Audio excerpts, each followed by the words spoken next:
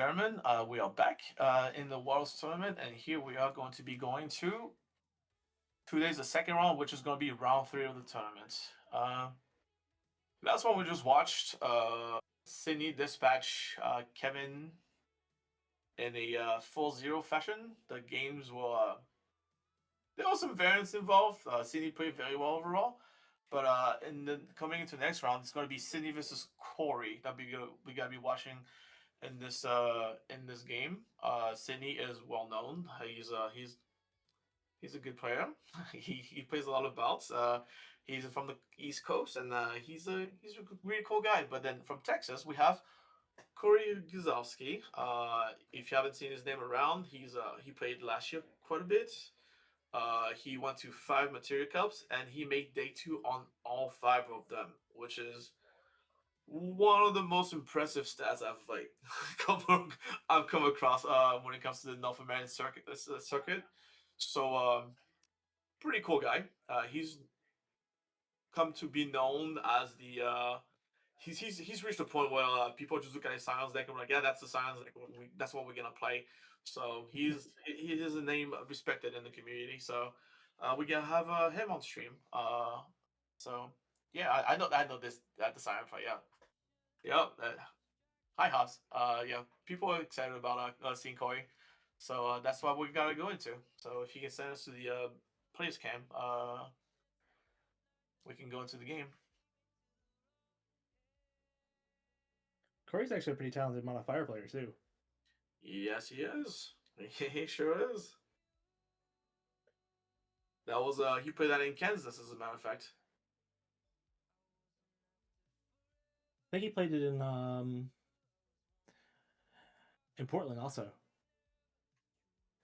And is one of his decks at Nats. Yeah. Oh, he didn't play in Kansas. He didn't go to Kansas. That's right. He played in that. You're right. He played in Oregon. He played modifier. I played him in that tournament. We both ended 4-2, and then because I lost him in the direct matchup, my tiebreaker will kind of not so good, and then he made it in, and I didn't make it in. You know, it is what it is. But you bubble out in Oregon too? But story time. All right, so we played in the Material Cup on Saturday. He wins the dice roll because he's cool, and then he beats me in the matchup. It's I mean, we don't like friendly fire. We never do. But it happens. So he beats me. He goes 4-2. He makes it in. I go 4-2. I don't make it in.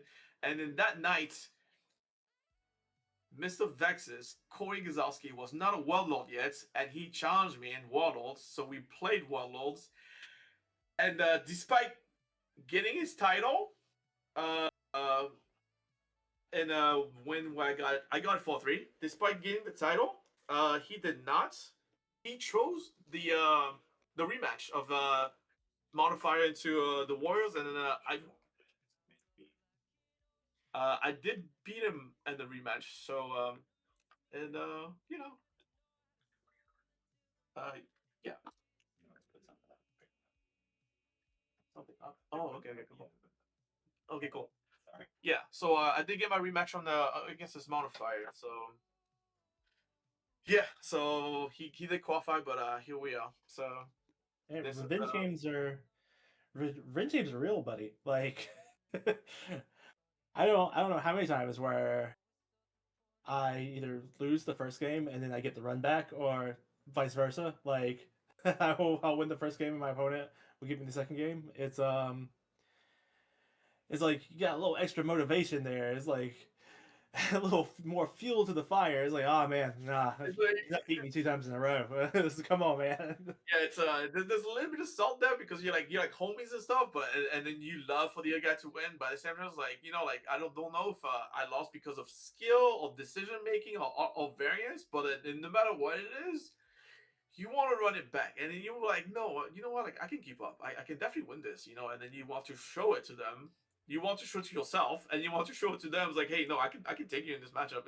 It's not 100% your way in this matchup, but I can steal some of these, So you have a little bit of like, not I wouldn't say ego, but a little bit of pride in your deck to like show them that it functions, So yeah, I get that So it though. looks like Sidney is starting with the Waterfire monster deck, the Tori Kelly special. The, that's the Toy Kelly special. I don't know if you're watching, but if you're watching, Mr. Toy Kelly, hi, hi. You might not be here yet. And it looks like we got Icefire Warriors from Cory. Mm-hmm. Looks like he's gonna slam Tyvis turn 1 and go search out a Mog to let's stifle this Something to stop Country a Wind play. something that'd be good against this so-called realm. You know, that's that is shown on screen. Post balance string, so we have to write this. Huh. So the Sidney's deck does have a couple outs to this Mog. They do play the bomb, which lets pretty clean, easy, just 5k it, get off the board. And the next turn you can play your realm. As long as you don't draw another Mog. If he top decks another Mog, then it's kind of rough. That Plays VV. VV is also pretty strong. That'd be the You're getting rid of it. I do have the matchup right here, so it's going to be Fire Warrior. We have the Toy Kelly special versus Fire Ice Warriors. We have Chaos Arc versus Scions. Oh, that's a statement. So Sidney won the game. So Sidney wins the dice roll. So he presents. Wait. So Sidney won the dice roll, and since game 1, Sidney chose monsters, Fire Water monsters, and then Cory picked into it. That means when Cory sat down and played Silence because he's pretty confident about it, Sidney chose Chaos Arc into it. Now, I'm not sure how that goes. What do you think about that matchup, Silence versus Chaos Arc? Chaos Arc should be favored. Should be. It it is a little awkward. There are only 2 colors, so it's not expensive. It's not gonna be cheap to play your Chaoses. They're probably gonna be around 7 CP on average. But Scions are an aggro deck at heart. I think Scions are one of the aggro decks that are kind of better into other aggro decks. There are a lot of removal kind of inherently built into them, and I don't think they line up particularly great into Chark. So it's probably why Sidney chose the Chark into the Scions deck.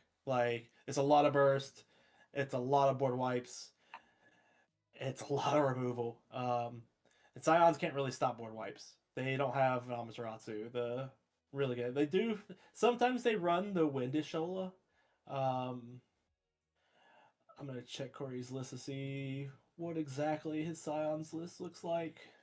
He's had it before. I don't know how he changed. He modded it for this tournament. Yeah. Yeah, let's check. It's in the group chat. Where are you at, Cory?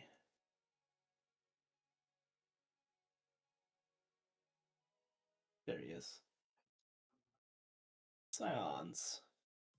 Yeah, he's playing one of Windishola. So he actually does have a one of out that's recurable that he can use to stop these that he can use to stop some of these big board wipe plays from Chark. This matchup, I do like the play. I do like the pick of picking Icefire Warriors into the monster deck. It between the number of Mog 6s and the Amaterasus, it can make it really hard for a realm to actually resolve. To pop off, yeah, and I do think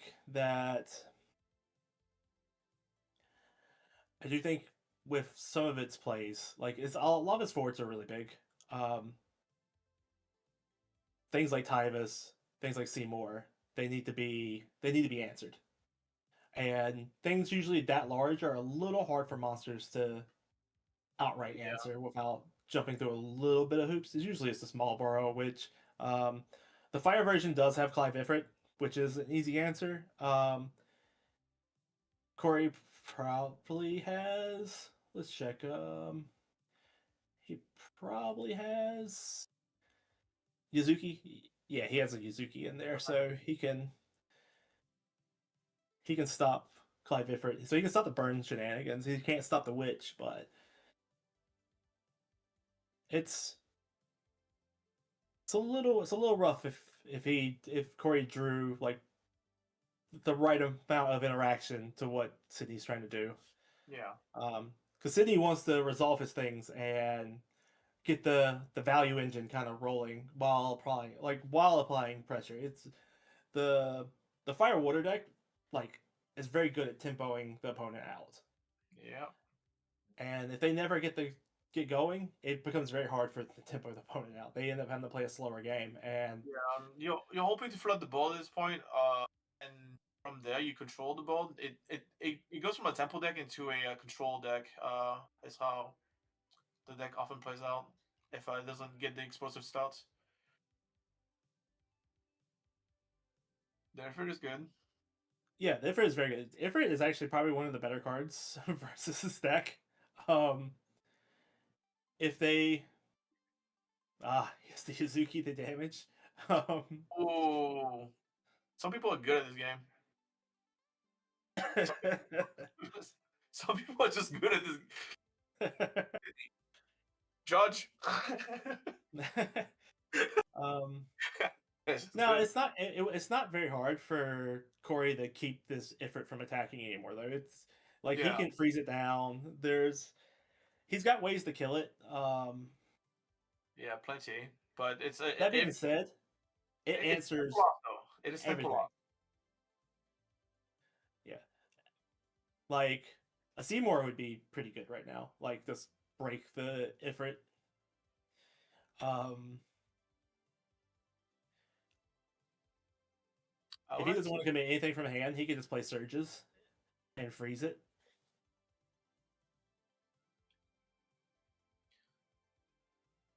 So he has options. Even the Minwu who's out there can dual freeze by paying one and cracking it. I don't think he wants to do that. I don't think that's ideal. Yeah, Like eventually you do have to deal with this. You can't just leave there because he's going to draw specials and that's just going to be more removal. yeah, But if you can kind of slow it down for the time being, as a good option. yeah. Um, yeah, see, like this is going to dull freeze it. Don't freeze it easy.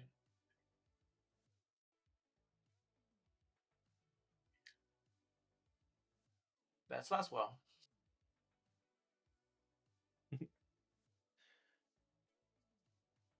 Let's see what he gets. The only thing he can get, he's going to get the Naji. Okay. At least he didn't whiff. Good. He almost did. It was close. It probably hurts seeing that Seymour go to the bottom of the deck. Yeah, that's why you want to drop. But you get the next best thing, which is not die to the lose more value to the to the different.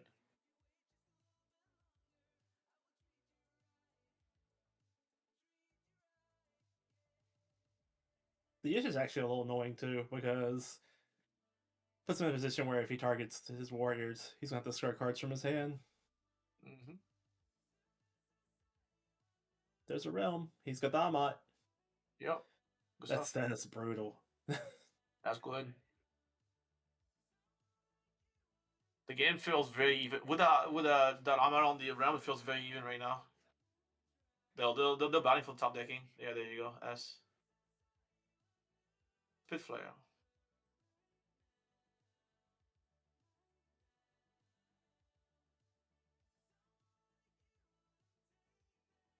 It looks like a very even game.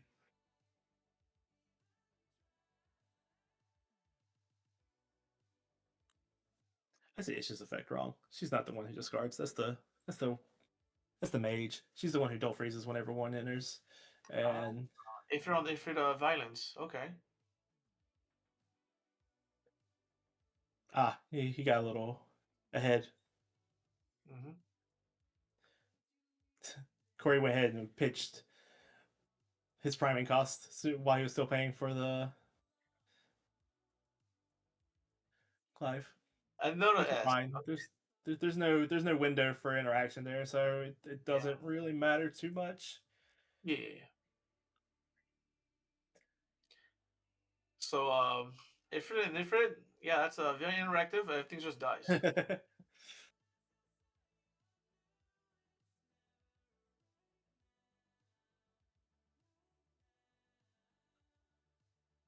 Cory does only have one card in hand though, and Sidney does have a bit of a grip.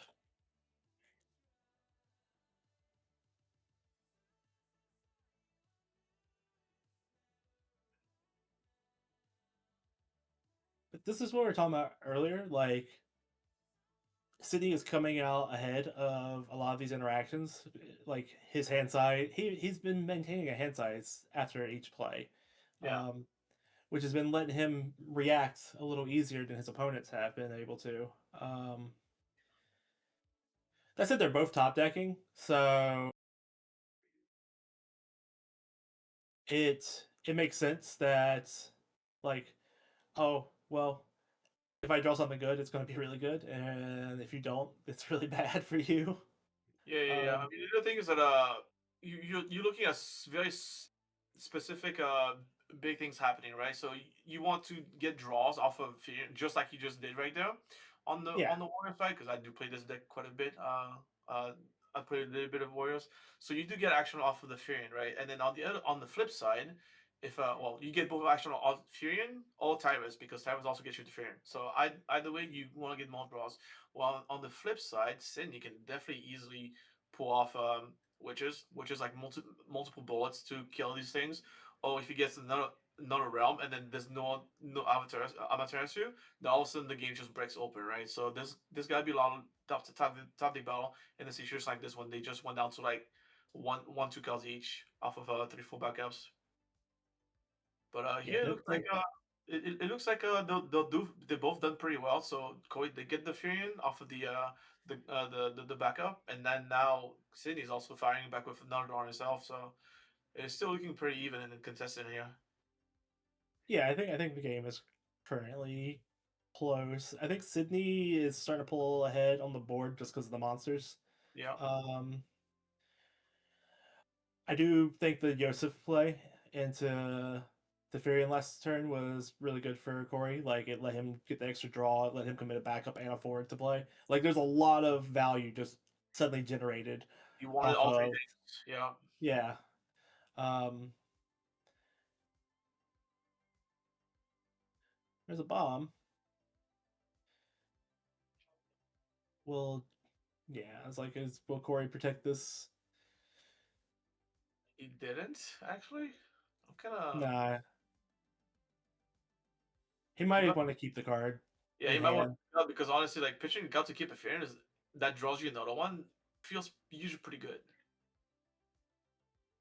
And at this point, now that Cory has like a blue worm and a bomb, it could feel a little awkward to pitch to protect the Fury in there, and then on your turn you'll swing again, and he can just animate one of these, force you to pitch more. So suddenly your guy isn't generating value outside of like removing a monster that already kind of generated some value. It Yeah, becomes a weird kind of like resource trading battle, and it breaks I even, but don't.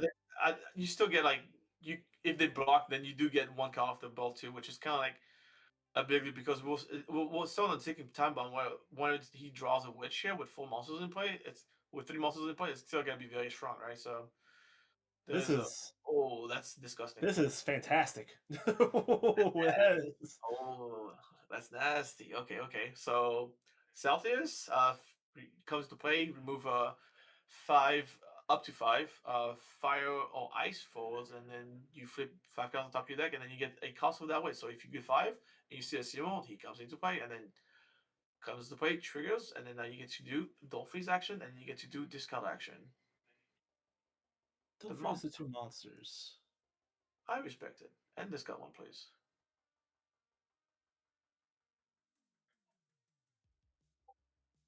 Yeah, I kind of understand it. I don't know if I would have done that. I, I might have been tempted to hit his backups, but he does have a lot of backups in play, so it might not just be worth hitting his backups anymore. but I would like try to take him off a fire and I, make him discard. I too would have taken him off of fire. Alternatively, if you take him off of water, then you guarantee to get a water out of it, and then he also That's does true. full. Yeah, it's like there's an argument for taking him off of just taking him off an element and forcing him to pitch a card Yeah, that might not be ideal. Like, because yeah, if you had taken him off a fire, this Clive play, he would have to pitch a fire card for a lot it, more and expensive. then he would have had to pitch another fire card for the special, and he didn't have that because he had a Yogg Roche, so he wouldn't have been able to do this turn that he's about to do. Yeah, That's rough. That's rough. That was that is very strong. oh, he had an Aji, so he's going to get a burst here. Like that helps, but that was Yeah. not taking him off the backup there, taking him off the fire there. Actually, I think that hurts. At the same time, though, he's going to not die from the two monsters swinging this turn, so it's Oh well, he I, wouldn't have died. yeah, He was only at 1 damage, so the monsters weren't swinging this turn. yeah, They would just sat back. He was about to get a Volkner and mess up because that Mog yeah. would have The, canceled that yeah, pretty hard. Mog's still good on both sides, yes. Yeah, I think the Tyvus is better there because at least if you play the Tyvus, he cracks the Mog to prevent the search. If you have another warrior hand, you can still cheat it in. Yeah, he Um, still gets value that's from the it. that's the that's the beauty of Tyvus. He's even if you stop the search, he's still useful. Yep. But what will you do here? There's not an issue back in place, so the pressure is on.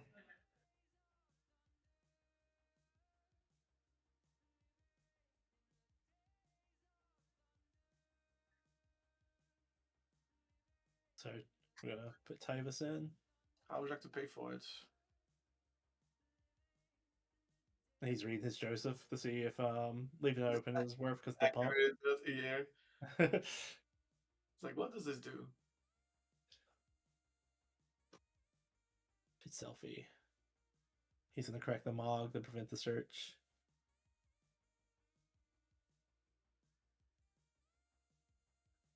We need another play, or else the Ifrit's gonna eat your Tyvus. That's a good one. That does the job. Does he have something to cheat in with the Axstar to finish off the Ifrit? He does. It does. That is a Wuklamut. That is a 6+2 and then 7+2. Because there are exactly 7 characters in play. And he does not have Sidney any. he's lost 2 Ifrits so far, so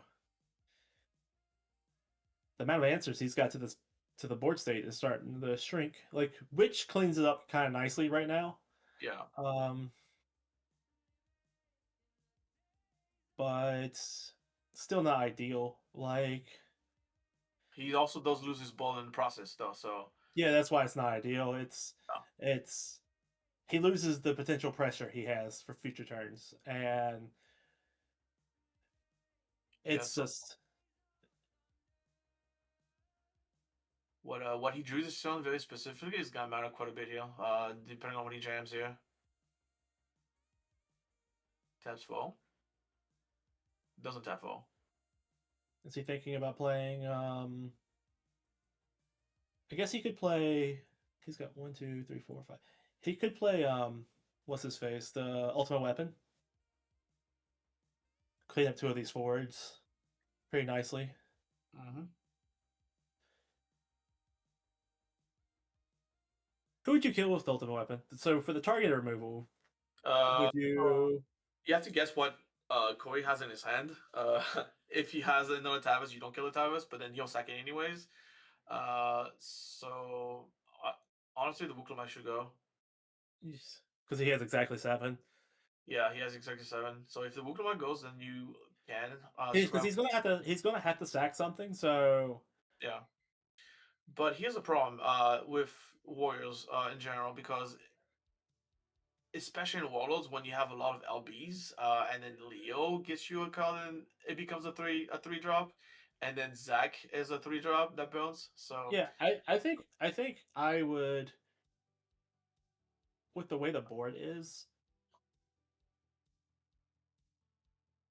he's got one card in hand. yeah, I'd be almost tempted to leave the Tyvus. Almost. yeah. So what I Like, would do honestly here is actually just say stack. I will stack 9K on Wuklomat, which is actually what he did. So he goes yeah, so the 9K drops. Wuklamot is, if you're not killing the Tyvus with that, you want to kill the Wuklamot. Yeah. So Because Wuklamot makes all your other burn effects better. So you at this point, so you want that gone. yeah, Um, and now Sidney has to decide whether he wants to sack the Axstar or the Tyvus. yeah. Um, And then this is gonna be whatever tough. Sidney, as like if whatever Sidney chooses really gives away kind of what well not Sidney but Cory chooses kind of gives away the idea of what Cory's hand might look like. Um, well, the one card at least looked like. Yeah, Um, Cory could very easily play 2 LB cards this turn and just swing through the ultimate weapon here. definitely.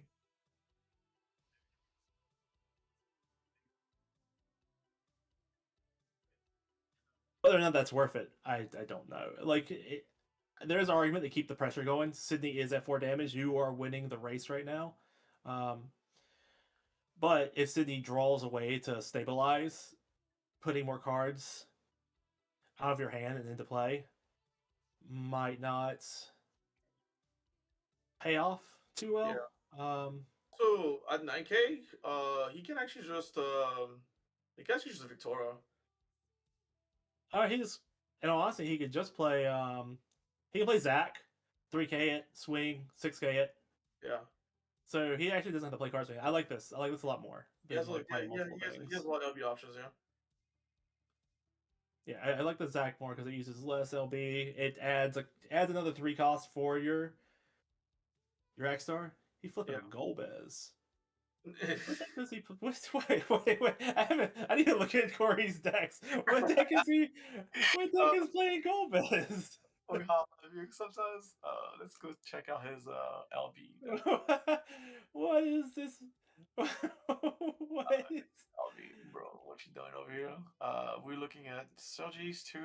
He has 3 Leos. He has one Iron Giant. So he has Iron Giant as an option also, other than Victoria and Zach. One Oh, Graph. he had a Clive. That's sick actually. This turn is really good. Yeah, that's well played. He has to block with him also, or he's gonna draw too. Yeah, Yep, deny the draw and the damage. that's that's so rough. So in his LB, he has one Golbez and Lucian the Lightning. One is as a dark. It's so cute. I mean, if you know you got barely LBs anyway, which you don't need, then I guess you can do this. But that's a choice. Let's see. What?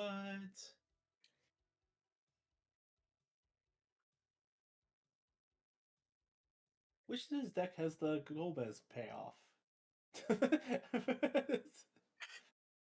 Mike, I don't think he has anything that involves that Golbez. I don't think he has anything that involves that is Golbez. he I think just is he just like he troll.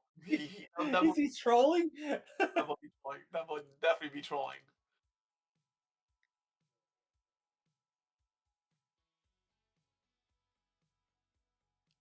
Yeah, he might be trolling. I don't see any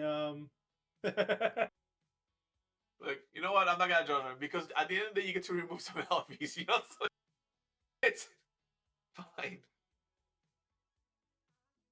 And the best part, if you ask him about it, he'll just look at you with a dumb face and he'll give you the dumb smile. He'll be like, "Yeah," you know, that's what he does. So, I cannot justify all the things that he does, but yeah, I love my Cory, you know.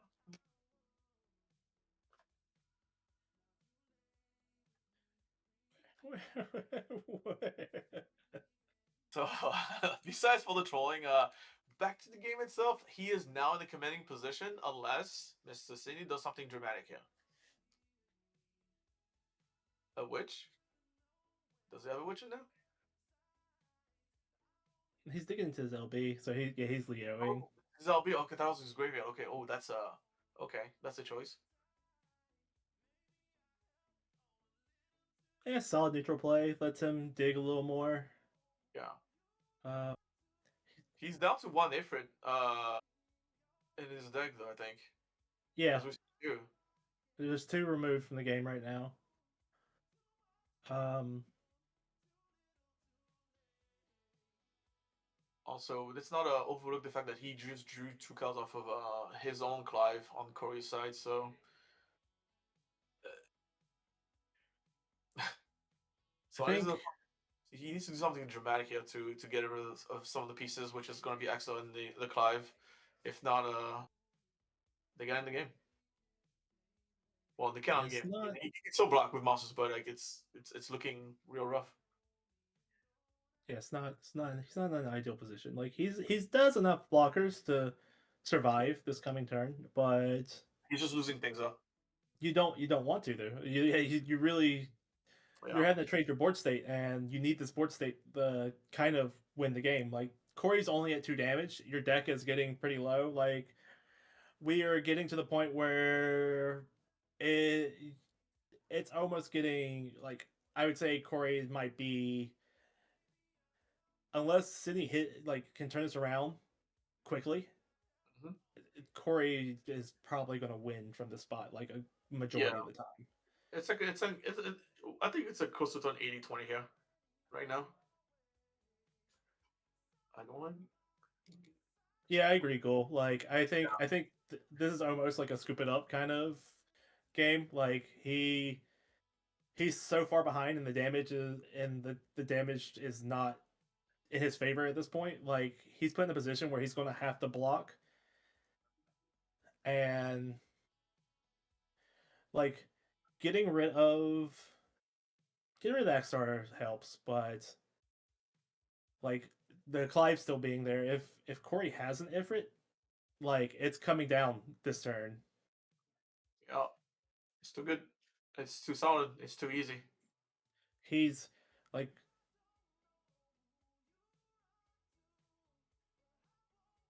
yeah, I agree, Cool. Like he's burning resources at this point that could be used for other games.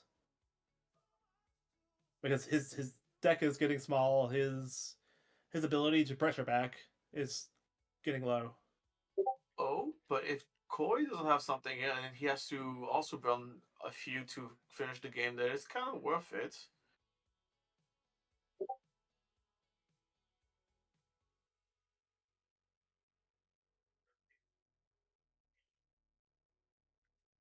Depends on what he forces out of Cory too.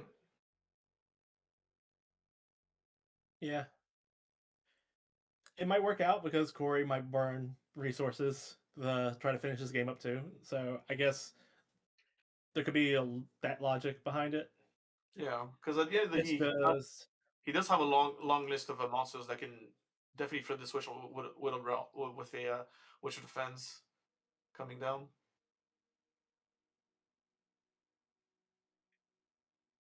so we're dulling that.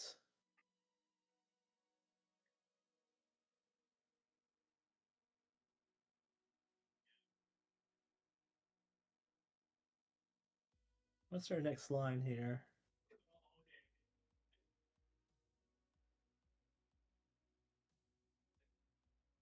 Painful cost.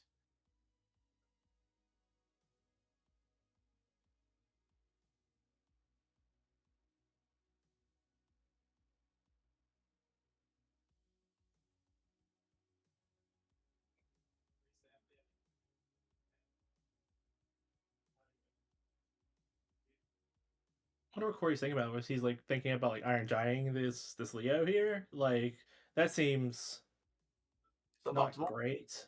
It's not ideal. This Leo 100% is probably blocking this Clive this turn. Like I think Sidney might take the Zac here and go to 6. The Phoenix would have been nice. Yeah, you throw Leo under the bus.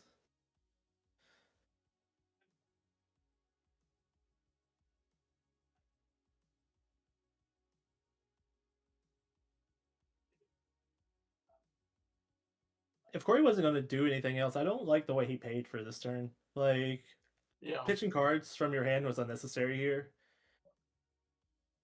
He might need the option of having fire.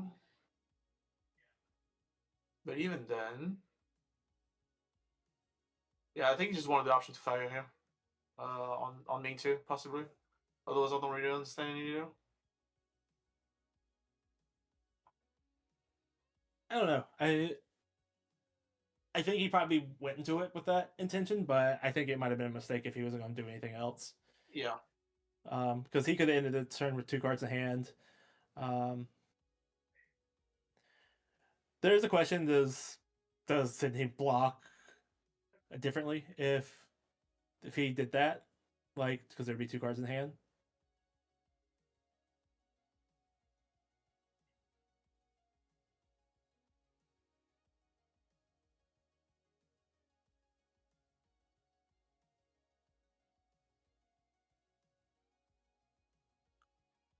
These are okay draws. They're not good, but it's going through the trash that you don't want to draw.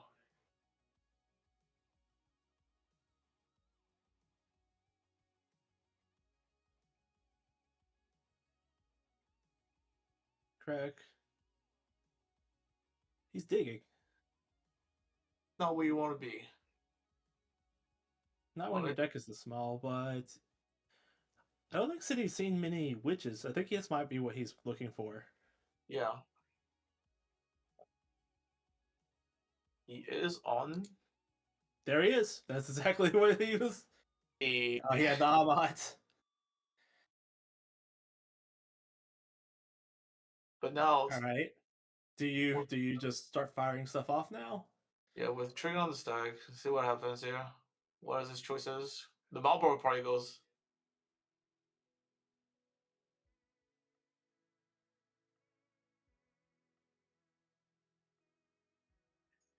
I do think you at least have to kill one thing here. You can't let him keep swinging at you and you chumping.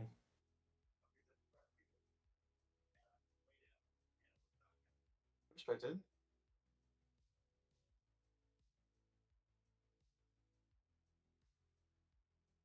Yeah, he's looking at his deck. He's trying to figure out if he should shack off another monster to finish off the Zac. So he kind of like it would allow him to attack. That might be The difference maker. Honestly, you should. I still really don't like it. It sucks. Yeah, no, it's not what you want to do, but at the same time, he does. Yeah, it's not. He's in a position that's not ideal. But he's going to have to start attacking if he wants to win this game. He definitely has less cards in his deck than Cory does. Yeah, that's a permanent attacker right there, though. Until he deals with it. So let's see what he draws here. Top deck battle. Let's go, baby. He just needs Cory to draw dead for a couple turns. Yeah. Yeah. In Fire Ice, it's possible for any deck, but yeah, it can happen. There's, I think with as much access to LBs that they have, though, I think it's not fully the case.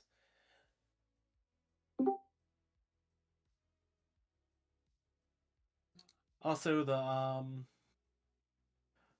Cory still has the Minwoo, so he can still dull free something.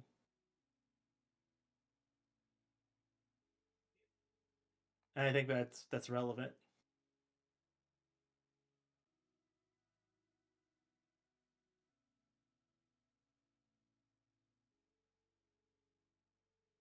Because that's a character dull freeze. So if like Cory had haste this turn, he could have dull froze the blue worm with it. Impressed for lethal, because yeah, he's at 6. That's the 7K damage on ETB warrior. Yeah, it doesn't do what he needs it to do. He's got Volker and he's got Ward in his hand. Yeah. The Volker is nice, but not in that moment. It's not what you wanted to draw that turn. When you cannot cast it, it's not as good, right? Like, the closest skill, I can't cast it. All right, cool. So I do nothing this turn. It's kind of like when people are in trouble, they're like, "Oh yeah, I need to draw a Shanto." I'm like, if you draw a Shanto, you don't have the mana to cast it. You die. You're asking for death. So you have to, CP's a thing.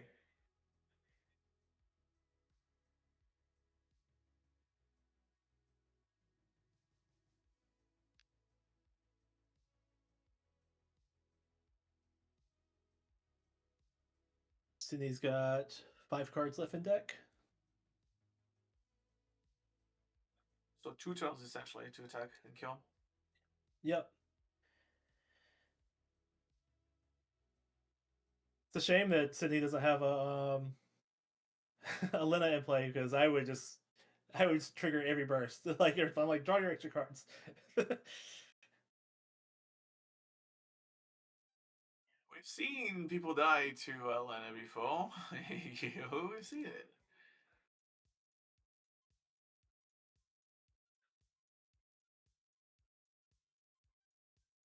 I have a feeling that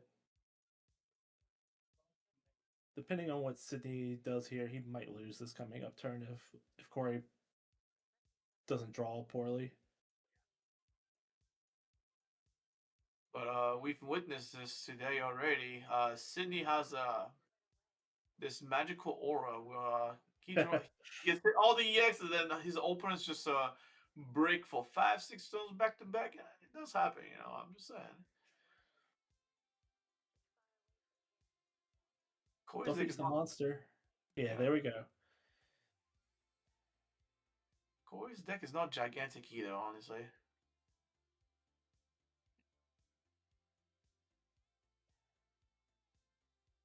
Okay.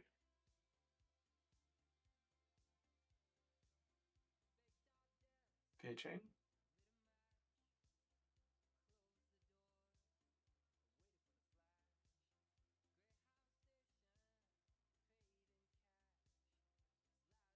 He's got Seymour in hand. He has Simo in hand? Yeah. Uh, you know, I think the Simo could have been pretty good, honestly. I think it would put Sidney in a position where he can't win. Yeah, that's what I'm saying. Like I think Cory is like tunnel vision, trying to win the game this turn. Free Or damage. win it next turn. And instead he's not thinking about the fact that like if he can just do just enough to keep Sidney from winning the game. Because Yeah, but Sidney I is think not he does not have the pressure to yeah. He's just gonna do he's other just things. he's gonna Soji's gonna just go for the game, I think though. It's fine.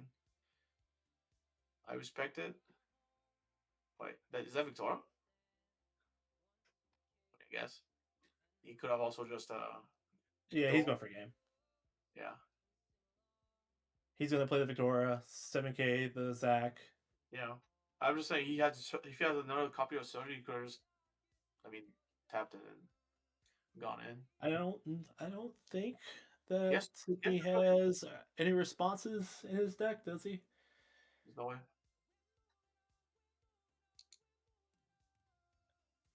Unless he's gonna have a cooch for the haste. Yeah, that's pretty much it. Scoop it up. Oh, Let's see. there we have it. Yeah, he doesn't have any instant speed responses. No cooch in His Yeah, his only summons are cancel levs. Okay. So yeah, Okay. no, that was a better line, like Yeah. because that guaranteed the lethal. Yeah.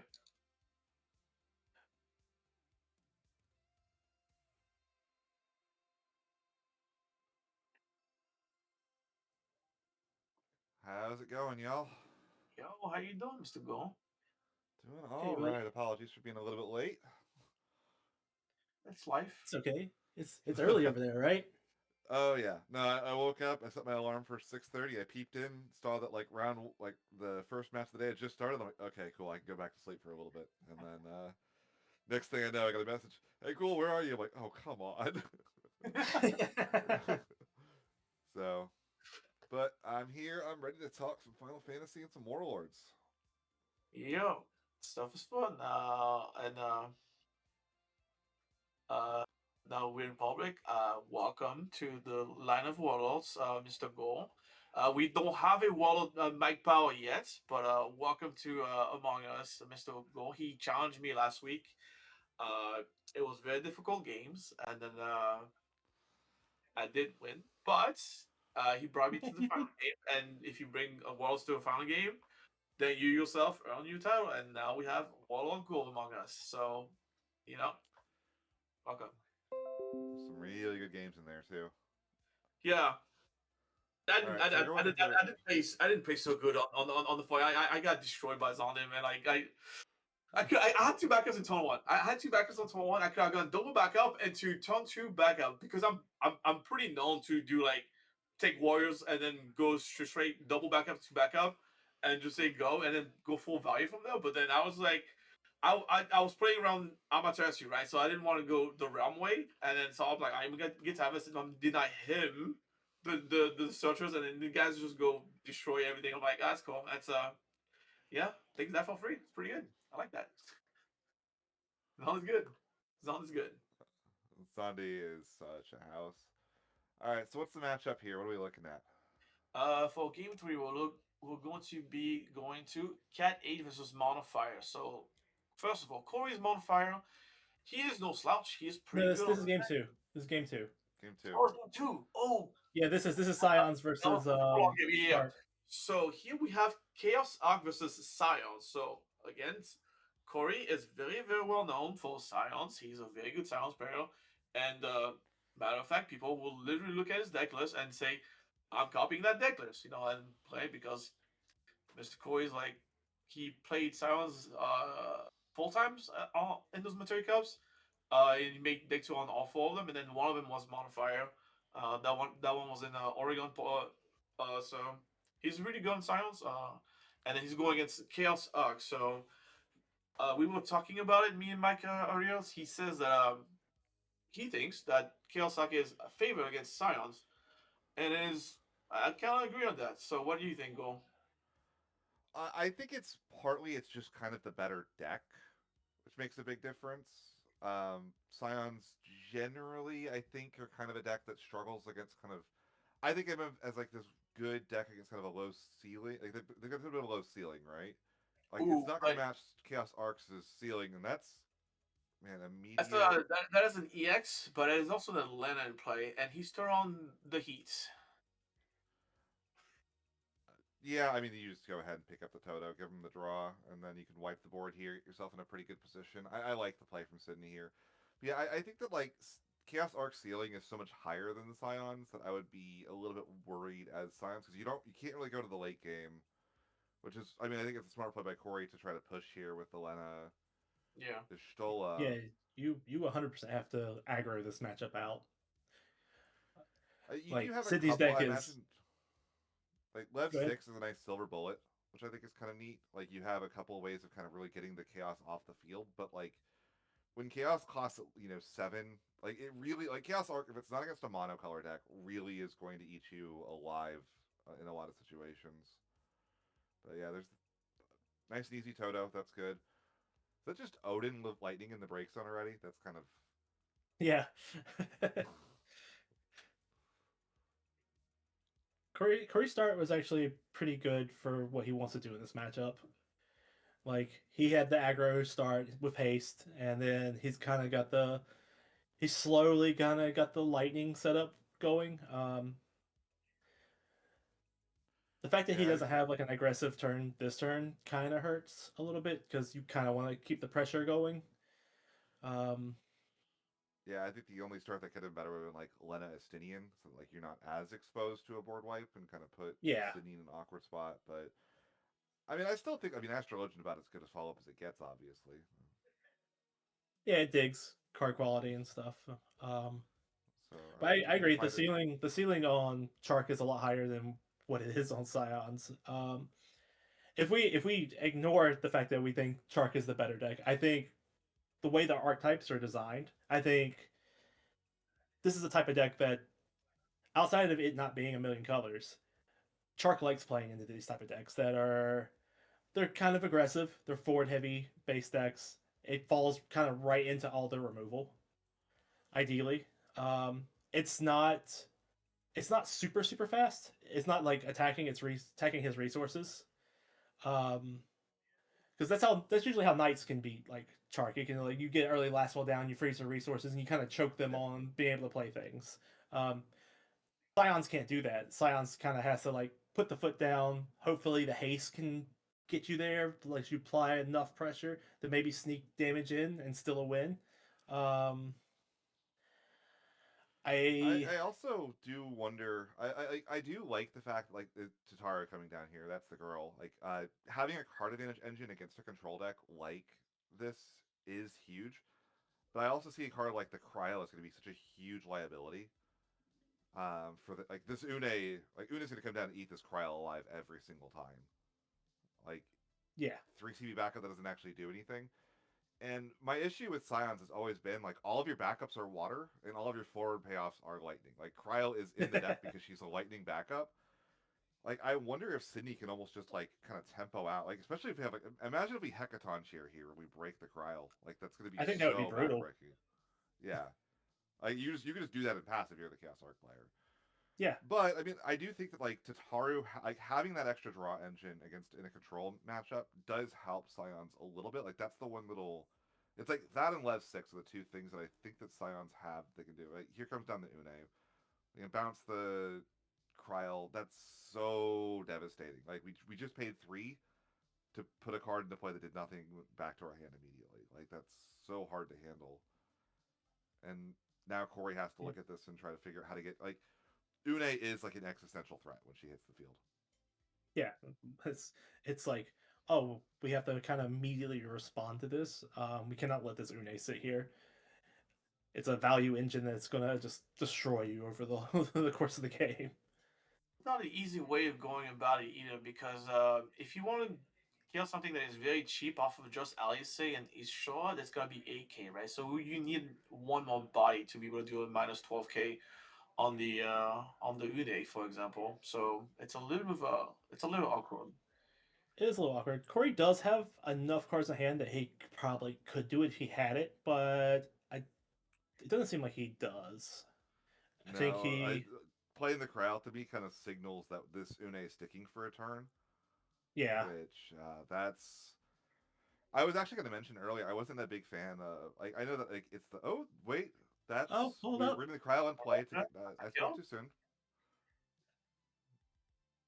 he So has to commit. He's counting. He's seeing 4 characters. Okay, he's like, all right, this does things. yeah, so the crowd came down to give us enough characters to give the Zoralja haste. Now I don't. If Sidney's on like a Cullen here, that would just be devastating. Does he have a cancel live? Yeah, he's got a cancel live. Yeah. It's good, but also it forced Kells out of goal sand. I mean, Cindy's hand, not goal, high goal. He forced Kells out of Cindy's hand, so it's like not the absolute worst. It's a bad situation still, but it gives him some attrition into this battle. Yeah, It if I'm sitting it here, actually, I think I does. take this burst. I think you just want the card in hand here. You've got to feel ahead at this point. Yeah, put ourselves Yeah, I further think ahead. Cory's only got one card in hand here. Doesn't have enough Scions to draw off of Tataru. Like you really, and also like if you draw Chaos, like Chaos, you have the arc that you dumped off of the Ico. Which, it's funny. I was just about to complain that I really didn't like dumping the arc with the Ico. I'm always a big fan of leaving them in the deck because you actually want to draw them. But it's going to work out very nicely here because this all we have to do now is draw chaos, and Cory is about to experience basically the worst situation possible. And I don't know what we can do about it. Like we have 2 cards in hand. If there's a chaos in Sidney's hand or on the top 2 cards of his deck, we could just go. I don't even think. Oh, God, you might even just take the Zoralja. To be quite honest, like it is pretty good to have a forward that every time it attacks breaks something, but also it's almost worth just saying, let's just get the entire hand out from underneath you, and then just focus on, like, I'm in the lockout state. I have chaos. I have arc. I have Une. What do you do at that point? Like that's kind of the situation that Chaos Arc always dreams of getting itself into.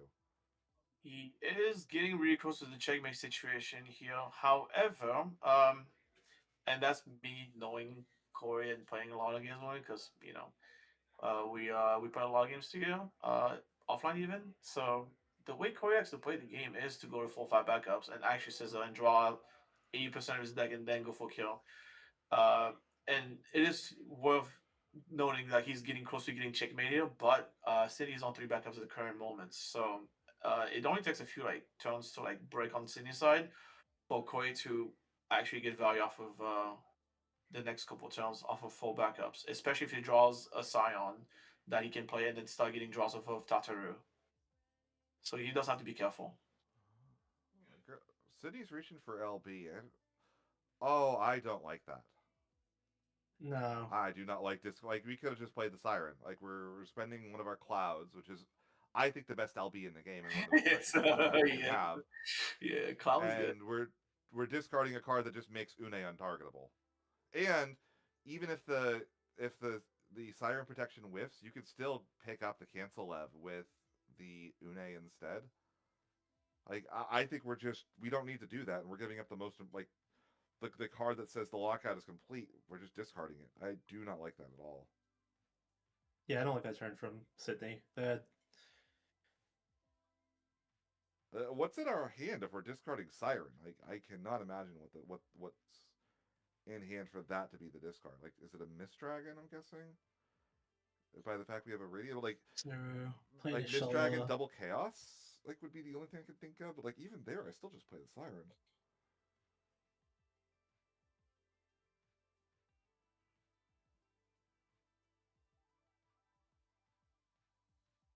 And right here's a situation where because we didn't. I mean, if we have a removal spell, we could technically do it here. But now the Une is still under threat. If the Siren was in play, Une would have no fear. You got to pick up the cancel lev and then cancel. Yeah, Yeah, we're gonna have to spend a ton here for this. he's another Siren in hand. That's probably why. I would have just jammed it. Yeah. Uh, But that makes him pitching the Siren make a little bit more sense. He has a second one in hand. I could see his hand for a split second there. Like I agree. I would have probably just played it. I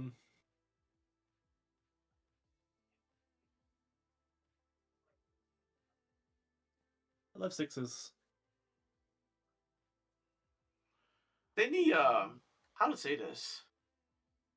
Sydney's damage. Sydney, Where you're going? 3 for 3 burst. I just, skill issue. Cory should have hit not burst in the damage. So this is Sydney's second match on stream, and his first one, almost all the damage he took over the course of that match was burst. It was it was nuts. Like he was playing the FF8 deck, and that one plays 6 bursts, and he was burst. he went burst with burst. At this point, we have to call it a whiff because he is just like set to hit EX burst at this point. Like Mr. City is like giving off a main character. Hey, that's how we know he's a good player, man. It's you got to practice. I mean, that's the most important. The top guard. It's the most important skill for a Raffia player, for a Chaos Arc player. Sometimes. True story. No, that's true.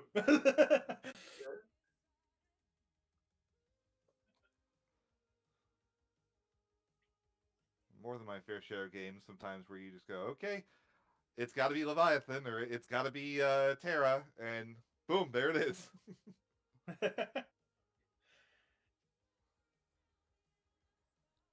Sometimes you ask and then you receive.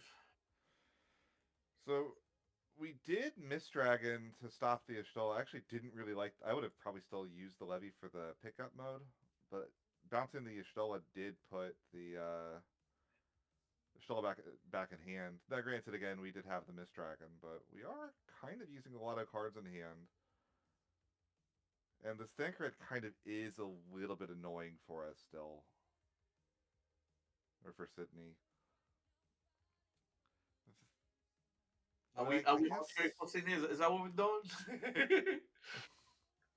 City does need to be careful because Cory is kind of effectively like applying little bits of pressure, and that deck does have a lot of haste potential. This the Une sticking is basically what's putting him in a really good spot. Yeah, but also the Tetsu is now open, so Tetsu versus Une is they're both 1 for 1 at this point, right? They're both drawing 3 a turn, 2.5 in Koi's side, but I think the problem is the things that Une is recurring is generally too good. removal. Yeah, it's usually too good. yeah, Une gets to basically pick the best card in Sydney's break zone every turn, and Tataru gets a random card off the top of the deck. Yeah. Like right here, we're trying to. We played the Grahatia. We drew with a Tataru, which got a random card that we just discarded. And now we just get to go Une, pick up the Cancel Leviathan, and just stop Graha from having text. Yeah. I mean, I guess we still kind of traded even there, but Cory had to invest a 3 into the Graha first. So we swing with a Thancred. Sidney probably just takes this. We can't swing in with the Alize. You This gotta guy. be kidding me, dog. Check his neck. Somebody. You look, see Cory's face. Cory's face. Oh my god, he's just like, no way, man. I mean, do you blame him? Like, No, Go not on. at all. I would be Slightly salty. Okay, yeah, that's yeah. I mean, there's been the Lena in play the entire time, so it's not as bad as it can be. But this is why Sid Waff is a really good card, by the way. I don't know if you know this. I think at the very beginning of the stream, I told D that I think between Seymour and Sid Waff, Ice has gotten probably his 2 best cards they've ever printed for it in the last 2 sets. I have started playing. So in Australia, we're about to head into our Winter Cup equivalent, and what we're doing instead of the 3v3 is we're doing a 3v3, but every player does a different format. So one player does Title, one player does Pauper, and one player does L3. Oh, okay. So for my team, I'm the L3 player. So I've been playing an L3 deck at locals, and I'm winning locals with an L3 deck thanks to how strong some of all the ice cards in the last couple of sets. They're crazy, man. Like no, it's absurd. And you stick like Seymour with Sid Waff with like a Zeromus, and you just like your opponents can't deal with it. There's definitely some stuff that I'm playing that like would not probably make a standard list, but like Star Sybil has been an all-star for me, which I think is a sentence that nobody has said about that card. No, it also was But good. Like in our games goal, like I was mapping out like, okay, I can Tidus him, but if I Tidus him, I lose a girl. I cannot Tidus him. I was like, yeah, that's pretty good. There's times when you just want things and then you don't get to have things because it's one less color. It becomes really tough. So in the case of Siren and Zeramis, right? So when you target it, you create a trigger, and then if you have a way to play around it, well, you just kind of stuck getting text or coin flipping. But you can outplay with Amaterasu, so it's kind of cool. You get to kill both bodies, and it's nice. But in the case of Stealth Sim, like what do you get to Amaterasu? That's like what do you Amaterasu, look at it? You know, it's there's some fun stuff as well with like realm mandatory targets every turn, and you like force them to choose. So if they play a realm and you have a forward and a Star Sybil, they're always discarding a card at the end of the turn. yeah. You say trigger. Yeah, but that's not what's important here. We just played a lightning. We're gonna try to dull the Une. We're gonna probably siren this, I imagine. Like it's worth it just for the draw. There's an The Alisei Alize's a trigger weird too. one. Like, yeah. Do you try? Like, how much do we care about the Une being active? Is I guess an interesting question here. Looks like enough to flip. We're gonna flip so the Alize duel is canceled. And the lightning comes in. That's a chaos. Ooh, That's yeah. gonna duel and draw. And Sidney's been digging for that chaos for ages, it feels like.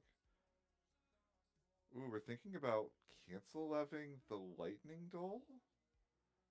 I don't know about that one. I think I mean, we are under a lot of pressure though. But like we have to let the Thancred through, which is 1 damage. The Graha's a 10k, so we could like chump block with Cloud.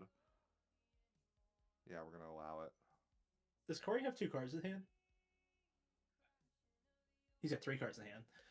Because the way Cory tapped, leaving the Lena open, makes me feel like he might have something else, or at least he's threatening a Lena special.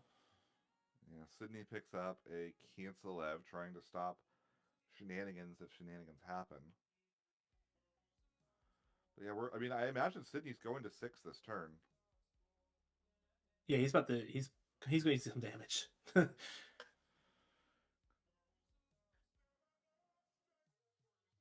mean, we're because like I said, we're definitely not blocking the Thancred. That's like the one thing I know we're not doing.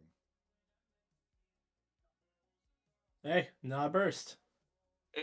Cory might win this. Crazy. Oh. Yeah, so we can chump this with the Cloud, I imagine.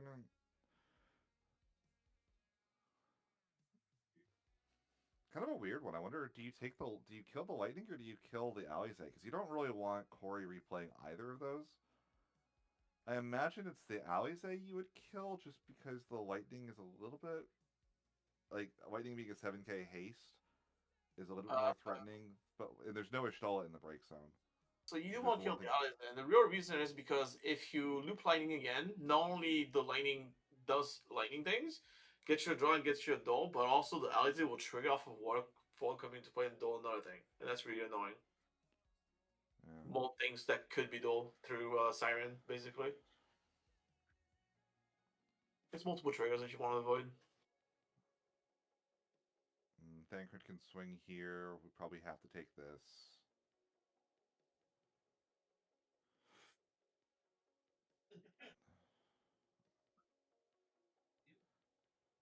I mean, Sidney's still in a okay spot, but he has kind of stalled out. We haven't found our chaos. Like we were the chaos away from just kind of running away with this game. Sidney has like 5 cards in hand. There's a lot of action that we still have. Cory is looking at the LB deck. What are we looking for here? Yeah, I think regardless of what the damage situation looks like, I think Sidney's still ahead in this game.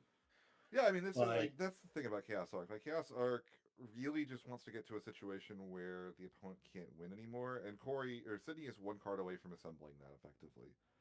You could just play Chaos. If we have an Arc in hand, we Arc the Lightning, Rip 2, pick it up with Une, Arc the Graha, take the. I guess now we also have to kill the Leo, but like we could put Cory in a situation where he has no cards in hand and no forwards.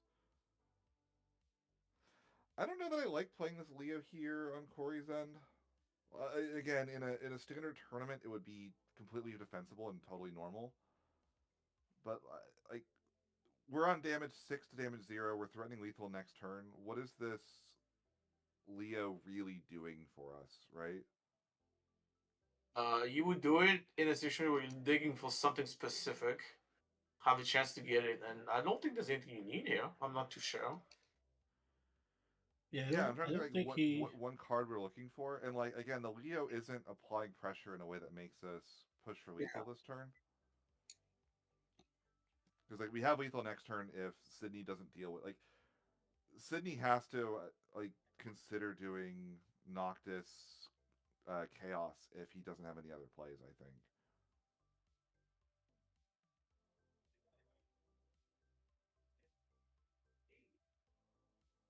Or like Leela Arc or something.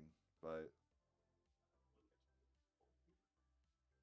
yeah, it might just be one of those things where people are playing like they would in a single deck format and not necessarily realizing that like LB's carrying over really does mean that like you really need to invest your LBs in a situation where it helps you win the game and not one where it adds just a couple percentage points here or there. It's kind of a weird quirk of the format that I think is a lot to go through. There's the Tyro. So Okay, so that is going to get us the Chaos with 4. So we'll have 4 in hand, one of which is a Chaos. Dump 2 of them, duel the backups, play the Chaos. Hope the last card in hand is an Arc. Would be amazing.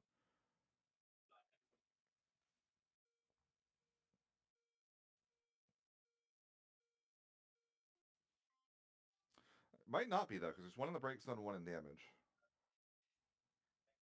Yeah, but it's Sidney.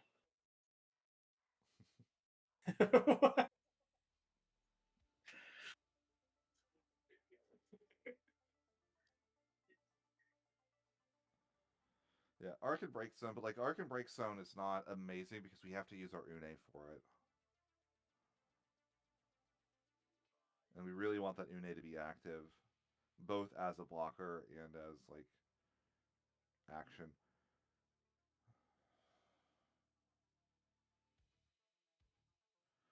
I will say that Leo does insulate him pretty well, because like Leo does mean that if we go Chaos Arc Arc, we can't force Cory to give us the thing card, which is the one forward that Sidney really wants off the board. Sidney has just enough cards in hand that he could play the Chaos and crack the Ico to get back the Arc. And then have Une.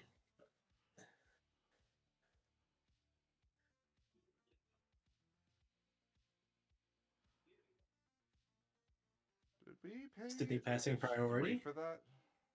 Yeah, we did 3. Yeah, he pitched 3 and tapped 1 back up. Yeah, so the last card in hand must be a water card for the Ico then. I hope it is. Sidney passed priority, so he gets the Leo. It's a blocker. I don't hate it. It's kind of funny actually, because now we have an active forward. Any other forward that Cory gave would have been a dull forward, which couldn't actually block. Oh, I thought Sidney was tacking for a second there. I was like, no, what was I was panicked.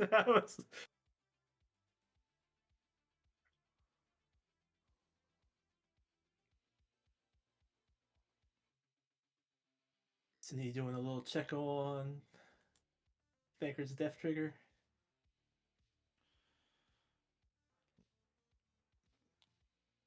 There's not a target in the breaks. Oh, actually, there might.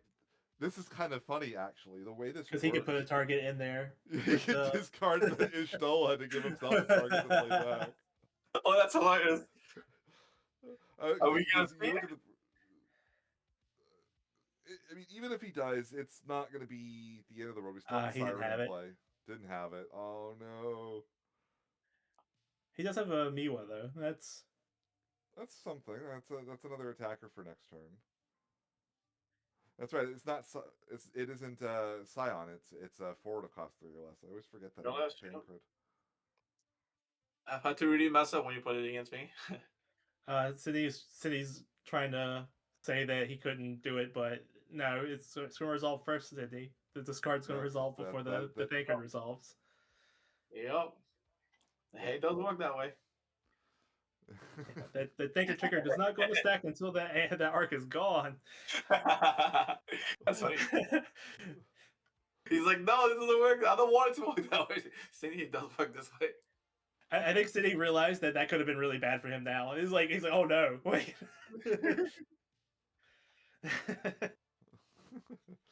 That's funny. Yeah, the Thinker's supposed to be able to revive Oracle of Light, I think, so they made it generic on what it revives. I always think it's a Scion. Yeah, the Oracle of Light, yeah, that's fine. Yeah, that's the lore card it's supposed to revive, but Miwa does a nice little stand in here. So, if we look at this here, there's still a 10k Graha. We still have the untargetability from the Siren. We probably have the Ico potentially to get back the Arc again. Probably to kill the Graha and Cory's attack phase, I imagine.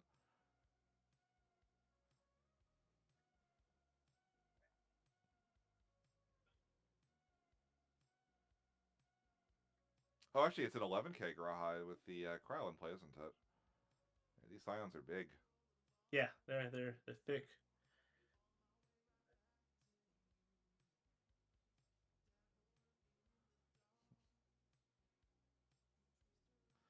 Sidney's like, okay, what's left? What can kill me here? How many Scions are we down?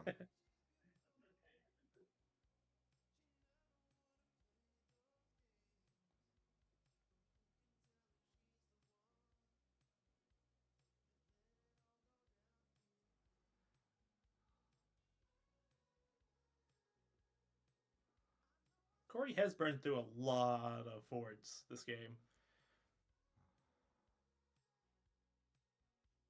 Because there's multiple Ishola removed from the game.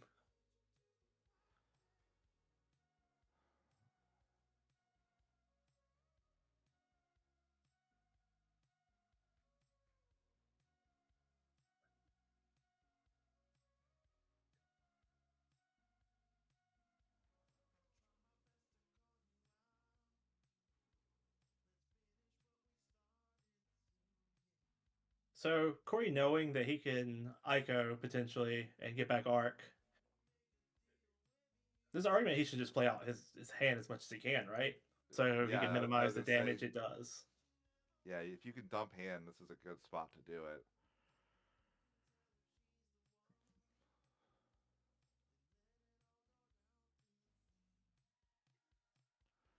We don't have enough Scions to draw right now. Because we haven't found Ariane J for our backups, or Alphino for our backups.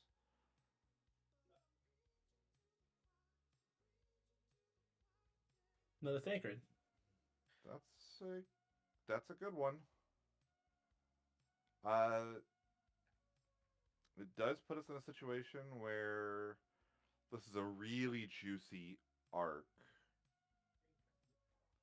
There's 2 cards in hand. Trigger the Siren, mill the Yeah, Haka, but a little bit I later think than I Sidney think we wants were that to supposed show to up. Arc in response there. Yeah. Here, Cory is.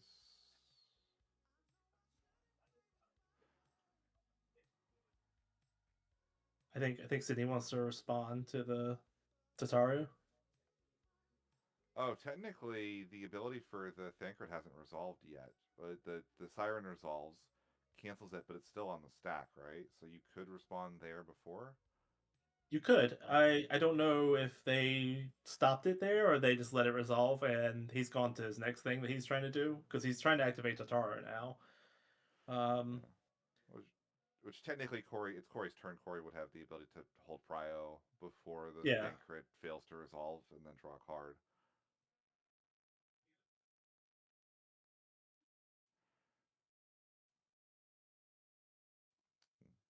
Might have technically been better for Cory to wait for the arc in that situation and then use the Tataru in response. That way, Cory would get a bit of card selection rather than a random card. Yeah, I think that's what I would have probably tried to do. Like, would have held it back. He should have gone to 3 cards and then discard 2, yeah, because now he has an option. And this, I mean, this again, this was the Chaos Arc Dream. Chaos Arc Siren Une. With a splash of Yeah. Leo, of course. I think from I this mean, point, unless Sidney like screws up, he should win. Like, he does need to kill Cory at some point because, but it's not hard to do that from here if he plays when your opponent correctly. can't play the game at all, like Yeah. because like on top of the now that the Chaos isn't summoning sick as well, we can always sack this Leo to kill a forward if it becomes a problem too.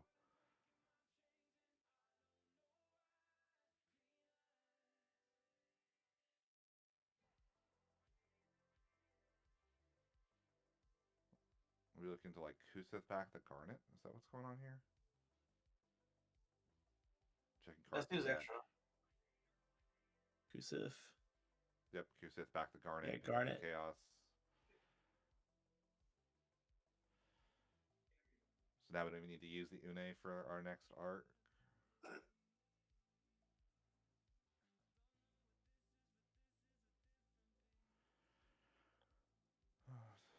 Thancred's still a little bit annoying. I wonder if you consider killing the Thancred. We can't miss Dragon even if we did that. We don't have enough cards in hand.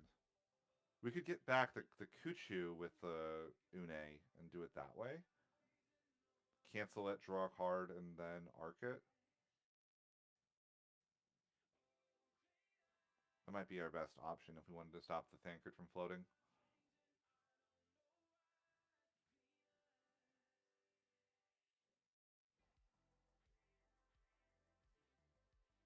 Sidney's nice. Yeah, bit of haste, get the cards out of the hand. Yeah. You know the cards are forfeit anyway. It looks like we discarded a Lightning, which is about as good as it gets. Sidney isn't threatening a Mist Dragon here, so Cory is in a situation now where both the Asinian threatens to draw a card, the Taru threatens to draw a card. Like, we can refill the hand after this arc really, really nicely.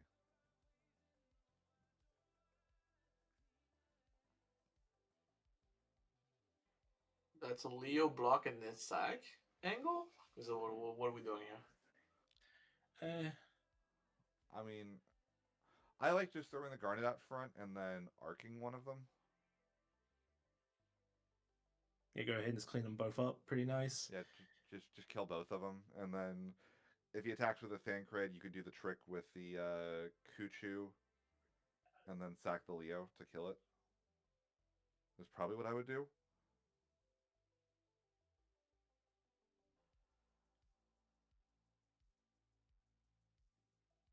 Why is he picking up his Siren? Yeah, that is of all the forwards, it's probably the one you block with the least often here. Wait, how because he has left in his deck? Is he worried about that, or what's happening here? No, he's so Siren has the damage minus. He's killing one of these forwards with the arc. Okay, fair enough. It ends up kind of the same situation, except the damage is on on Siren instead of Vanilla. Yeah. It doesn't really now matter. he can use Tiro to pump one of his forwards to a 10 or 11k, which does get it over either one of these. So Cory attacks aren't amazing here either, unless it's a party attack, and that still sucks. Because at that point he just activates the Une, gets back the arc. I think it is just the Chaos Leo that's the big issue here. Like, yeah, Cory does have the ability with like the Kryl to kind of pump these to both be pseudo 10Ks, which is not ideal. But yeah, being able to just like sack the Leo. I'm kind of amazed we let the Asinian attack, to be quite honest. Yeah, I don't think I would have done that.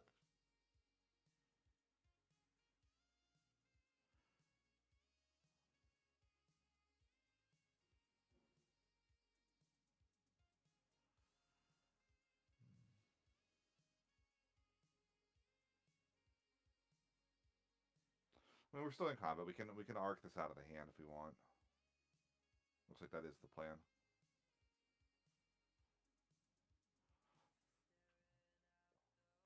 Cory's on damage 0 still. So a key play we can do here, we can arc this Astinian, block the Leo on the Thancred, and then use Chaos to sack the Leo to kill the Leo.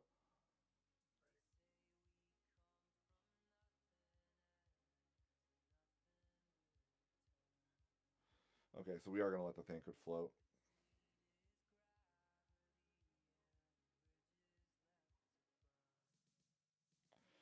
I mean, you just go back for the Lightning here, right?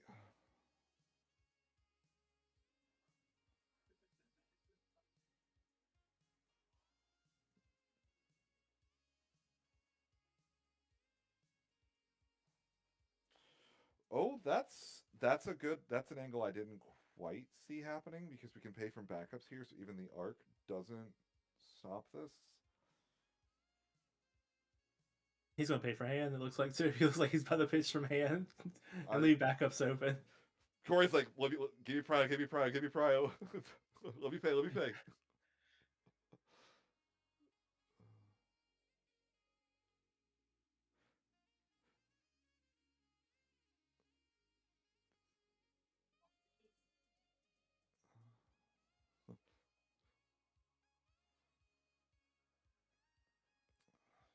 So 3.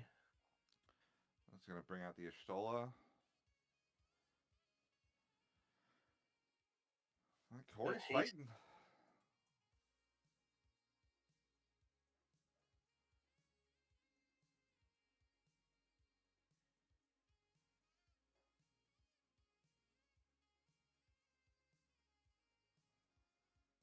I think that's how Cory kind of wins this. Like, even if he can't kill him, like, he can put Sidney in a position where it's never safe for him to actually apply pressure.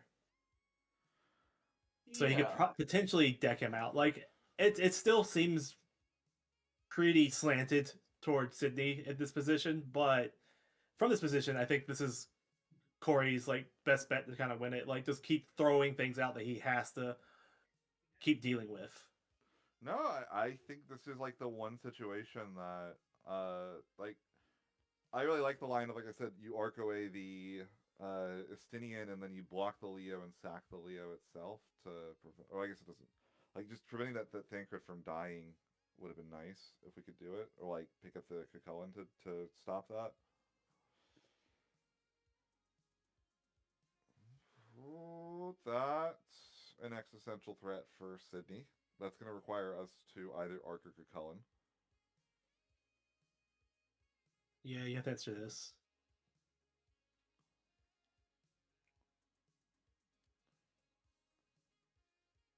And I actually, I almost 1, 2, 3, 4, 5. So the damage here doesn't matter on Cory's end because he doesn't die on the crackback no matter what. I wonder if you take this damage trying to hit a lev 6 or something intentionally. Also, I don't think we should have tapped the Lena there. That's pretty good. Ooh. That's pretty good. Drama. Dun, dun, dun. The skill goes both ways sometimes.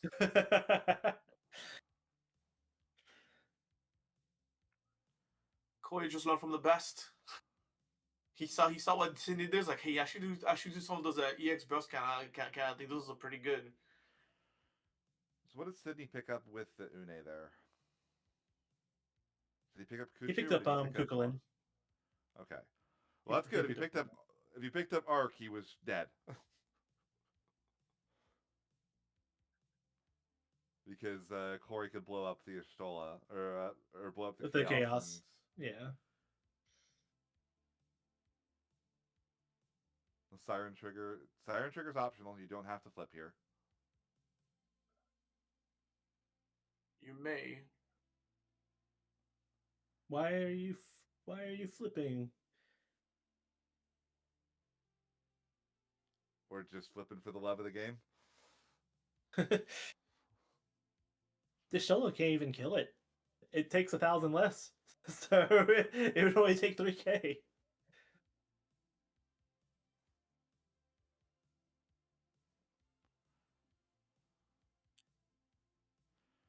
We're in a situation now where Sidney does not have access to an arc on the next turn cycle. There's the Garnet's gone. We could Ico LB, I guess, could get one, but like that's a one-time bullet. Or we could top deck our third arc, I suppose. Like shields are kind of down a little bit thanks to that Odin burst. Yeah, Sidney's actually in a lot of danger this turn. Yeah, no, Sid. Again, props to Cory. Cory has pushed through and really tried to fight. Like, I don't think I've ever seen somebody beat an Une that sticks from like turn 4 all the way to this point in the game, but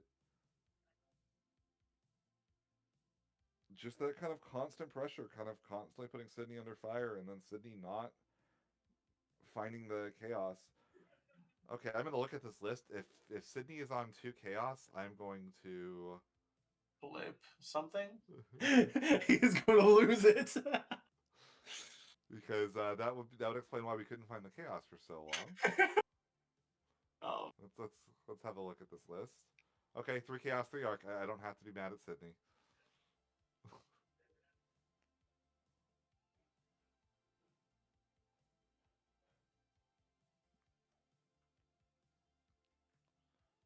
One Hecaton is gone. Yeah, there's not a lot of clean outs here. We might have to invest like but we flipped an Ico LB in game 1, I think. I don't know if Sidney's on multiple Ico LB or not. See, what is Sidney's LB list?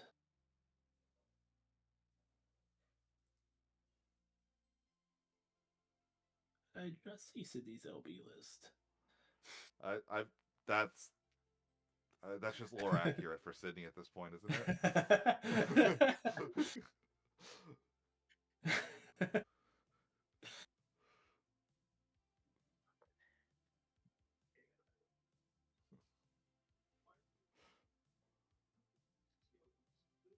That's Okay, that's a good that's card. yeah, it's not bad at all.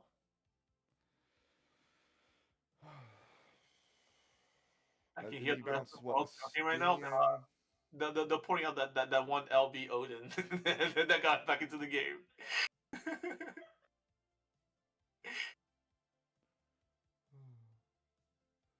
So we gotta bounce the Estinian and the Kryl here.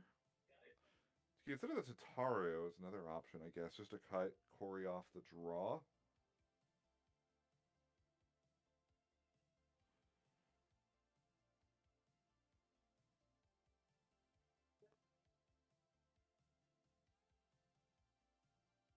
These options aren't great. That's Bounce a big breaks up twice, for like Cory. Graha and that. You do not bounce the Graha there. There's no way that was. I mean, I guess it doesn't attack next turn, but it can get it can get like everything. I think it depends right? on what's left in Cory's deck. Cory's deck is actually pretty small too. Like he's pretty Yeah, low, right. and he's gone through a lot of stuff. So there might not be too many like really good options for him to grab off of it. Like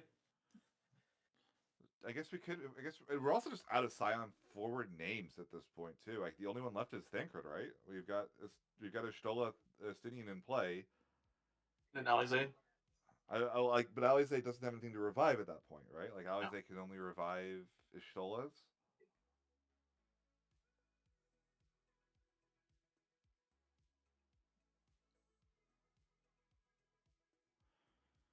It's coming down to the wire here a bit.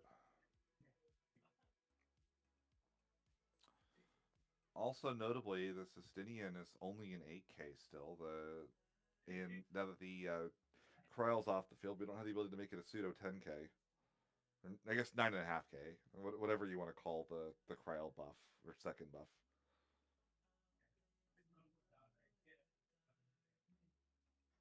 I think the only awkward thing about this current board state is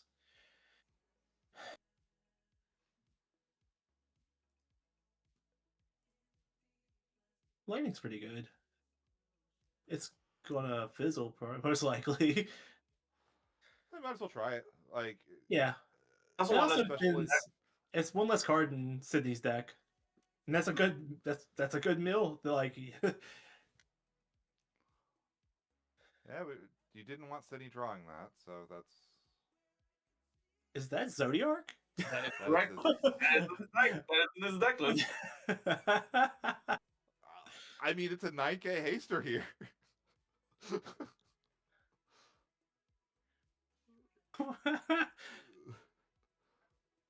So we have 3 attackers.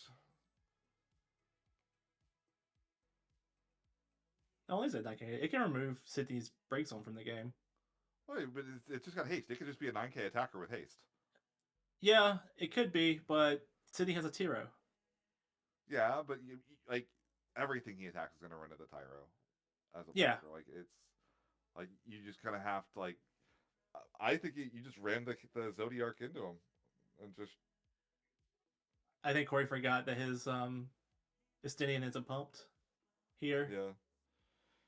Not damage 3, so it's not a 9K, and you don't have the Krylin play anymore.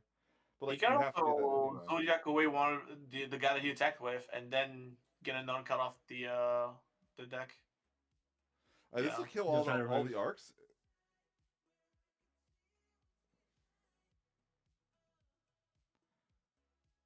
That's all the arcs gone. And now this Une is a Sidney? lot less threatening. Yeah. We're gonna pass. I'm not gonna lie, this Ishtola kind of is gonna be really annoying as but like especially if Sidney doesn't realize that Siren is optional.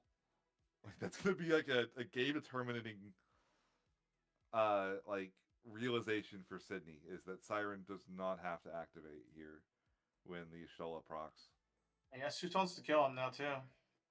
With full cards left in the deck. He doesn't have to kill him. He just has to get Cory low enough where. Well, Well, now you have to kill him. Less than that now. But like in theory, if we could just push all of our forwards through, like Cory might deck out first. It's like really tight.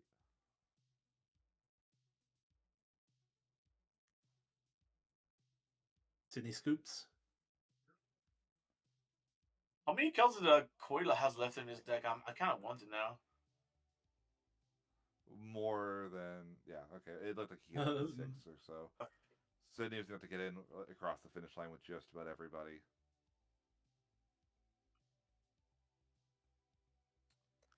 Yo, that's actually props to Cory. That was impressive. Cory played that very well.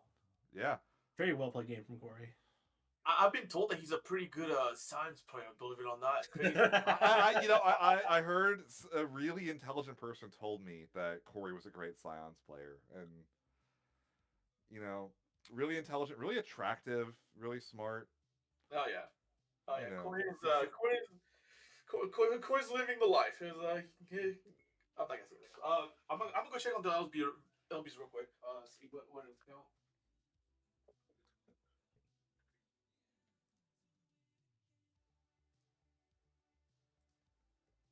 Looks like Cory's coming out with Mono Fire for his third deck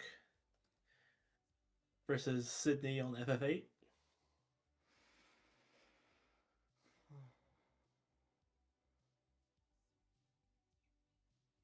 So what is this matchup? This is FF8 on Sidney's side versus Mono Fire on Cory's side. Is that a... Okay, I thought I saw a Bosch for a second on the F8 list, but no, definitely not. I part of this is that I really don't believe in FF8, but I would favor Mono Fire here. No, that makes sense. Mono Fire is just removal on top of removal on top of removal, and forward heavy decks that kind of are built off of synergies doesn't like that. Yeah. I mean, the one thing that will be good here potentially, you could, if Sidney gets the thing, occasionally you can just go Selfie Squall, Quistis, and accidentally win a game.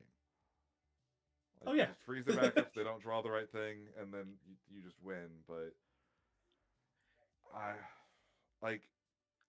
I really don't think FF8 changed enough to really be as excitable as people are talking about. This deck has not. We'll see. I will say that it's very fun to play.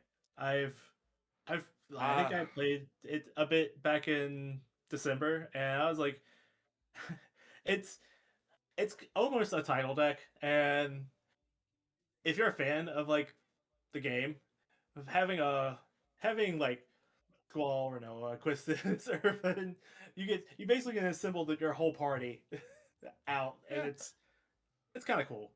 There's neat stuff. Like it's just one of those decks.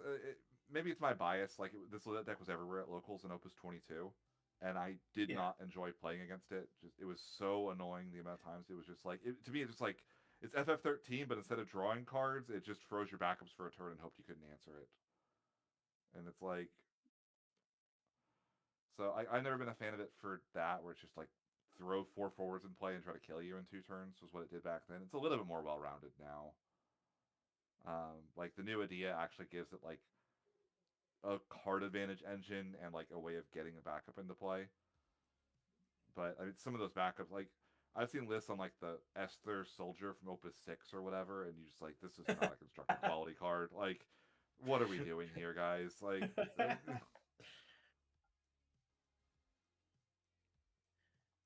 I'm of the opinion that the horror list is about as good as it gets with it. Like it's close. Like I don't see a reason to change much with that list. It is Hara building good decks, you don't say. what? It's crazy, right?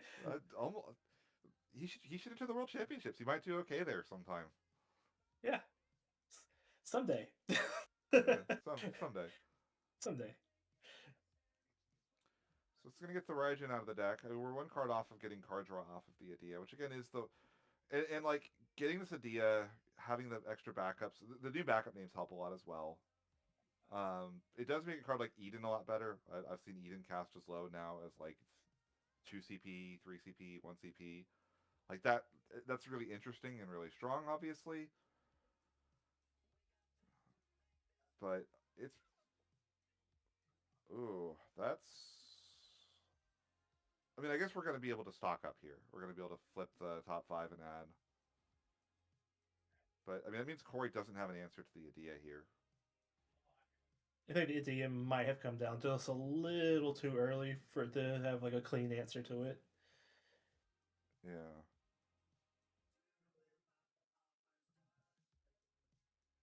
Which is really unfortunate for Cory. Like you don't want this to draw multiple cards. I mean, it's not going to be the end of the world either way. It's Like not. it's like you know, Cory still has taken no damage this game or anything like that. We're gonna get to do our little mini stock up here. I mean, this Amat Clive seems like a pretty prime choice unless we're really digging for backups. In which case, we could take the security officer and the Clive and just say like, "Cool, play 2 forwards, I dare you." And this Adia can't get through the Phoenix to like the Phoenix is bigger than the Adia is here. Which is hilarious. Yeah.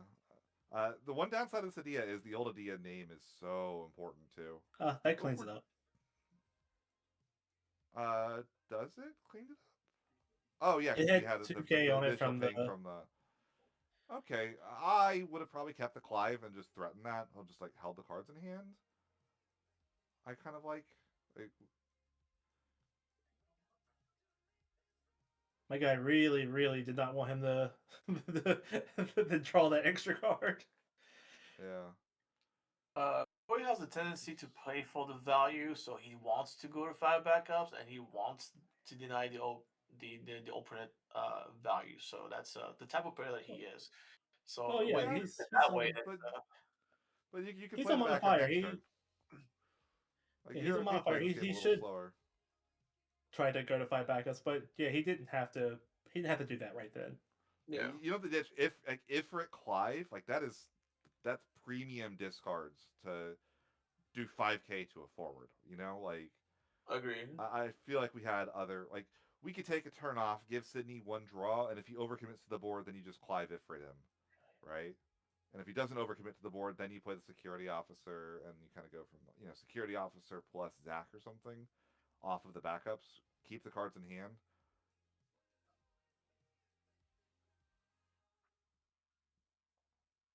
Still a pretty premium Clive Ifrit, if I'm being totally honest here. You don't necessarily want this squall to stick around. Yeah, Clive for this Um, turn would have kind of been nice. Um, City's board state's actually quite good this early on. yeah, this is a lot of backups early. All right, we got Dion. This will clean it up. Yeah, It's expensive. And again, we could have kept the cards in hand last turn. We could have like we spent and the still been CP able to to get do the security. this. Yeah, like we spent the CP to get the security officer into play, and we're not using it this turn as well. So like it was just pay 4 to kill target Adia and not develop anything for the next turn. It was really expensive to kill 2 forwards that were basically free. Also, Yeah, it's 0 CP forward and negative 2 CP forward. yeah, Or I guess it's 0 CP forward. I'm swinging in with the Phoenix. I mean, I still like Cory's position. I just think this, like, I look at a Cat 8 deck that hasn't done any damage yet, and I'm not really sure. Like, I don't think we have probably if we have a mill two, we have a cipher in hand, I imagine. Yeah, he's got Cypher in his hand still. Yeah, so we can go cipher here, mill two, pick up the Renoa. Seems pretty decent here. Swing, kill the He doesn't Bahamut. have enough to do the kill off the Cypher yet. He has After a he mill has two, do 7 we? in there. He has 7 in there. He'll mill 2. He'll get 1 back. But we did If the he one for gets the main, so he has Renoa, 8. So he just has to get like one other. Like we could go cipher, crack the Alone on the cipher, and it works, right? yeah, he can do it. He would just have to. It's going to cost him his hand, which is fine. Like because he could. Oh, we have an idea again here. Oh, well, good thing he didn't do that line because Cory had Amaterasu. Okay, well I stand corrected on not using the backup. So we're gonna do this. We're gonna mill the 2. He has exactly enough. I mean, now we 100% we just go boop boop, play cipher, mill 2, pick up the Quistis so we can get anything back next turn. Renoa. Renoa, Yeah, yeah. yeah. Pick up the Renoa. That way we can just swap her out for anything next turn. Swing, kill the Bahamut.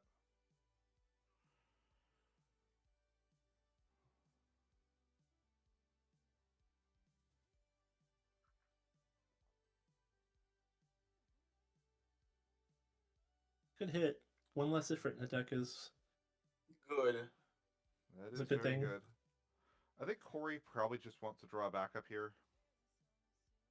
Yeah, because Unless he's not being pressured like super hard yet. there's no selfie in the. I would have waited on the Renoa there. I really would want to.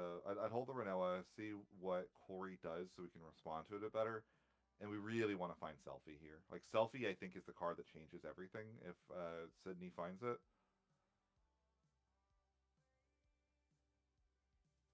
And, like, Well, we to could be fair, always the just idea play. can search the selfie if he wants to go that route. Yeah, like, it's another attacker. Like, the advantage is that the Renoa can attack this turn. And, like, the idea is almost never bad to have. But no, I understand. Like if he killed if Cory killed the Seifer that turn, like it's very easy on your turn, play Renoa, get back Seifer, play Seifer, get back something else. Like you basically Yeah. have like a little loop engine going at that point. Oh, that's Uh-oh. devastating. That's That's a oof. cipher with one card in hand, rip the last card out. Uh, why did we not attack there? Yeah, you have a Sid Waff. If you're trying to play around burst, then I mean, like, granted, like, if it's a removal burst, it's a removal burst, but, like, you got to get in yeah. for damage anyway. Like, don't get me wrong, you don't want the Seymour to die immediately, but you could just play the Seymour in main phase 2 after you've swung in twice as well. Like, the Seymour's Like if never under threat. I don't think there a singular burst in Cory's deck that kills the Seymour. Uh, Like if you swing with the Cipher and he pings it with like a ward or something, then you just don't attack anymore. You just like stop there and like okay. yeah, I mean, if you take a look at Cory's Mono Fire list and see like what's And Seymour maybe died like the anyway. 5 cost Ifrit, but no, it's the 5 cost Ifrit's not in there. Yeah, there's only The 3 only bursts in the whole deck. the only thing that would make a difference is if Koi had 5 characters and he gets a Terra EX and then he gets the Ifrit and then in response to the trigger of the Sid Wolf he pings off for and he shoots it off for 10k. But he didn't Yeah, have enough characters for that. he Like didn't have he hit could enough. and so he could do 5k, but that's not enough to kill the Seymour. Yeah, that's what I'm saying. He needed 5. He would need 5 characters for that tomorrow. I mean the eject is good. That gets the Seymour off the field. That's nice. Yeah, we're kind of in the exact same situation, except we're 2 damage down here. Yeah, I really don't like that not attacking turn from Sidney. Like if he There's loses only this 3 game, bursts in the list, by the way. It's Terra selfie. There's 1 Terra, 2 selfies. It's the entirety of. It's like we're now Cory is like 2 turns away from Mont Leonis, which probably just stabilizes Cory, right? Like I think like a single Mont is almost game winning. Yeah, I think it just cleans up the board a little too nicely. The idea is really good here.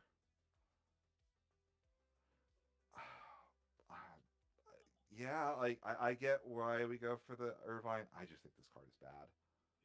Okay, never mind. We're just Okay. ditching it for Quistis. Okay, that No, that's fine. that's good. You know what?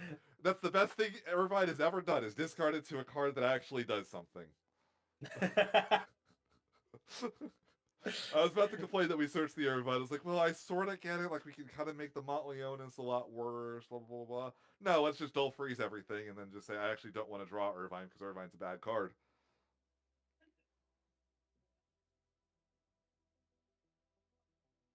Uh,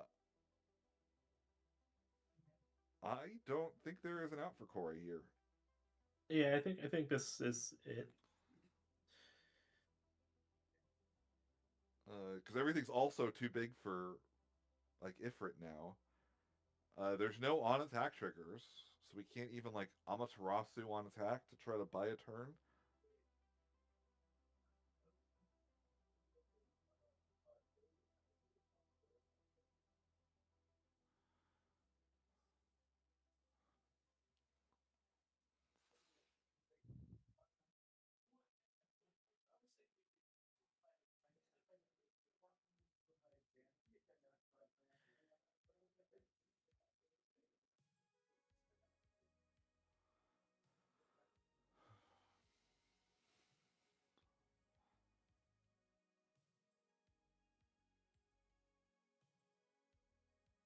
Sidney's making sure it doesn't trigger if it doesn't have a target.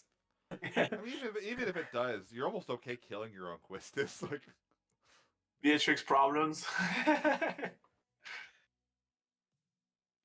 no, if and yeah, there's no triggers to Amat there, so we just Nope. lock them out of the game.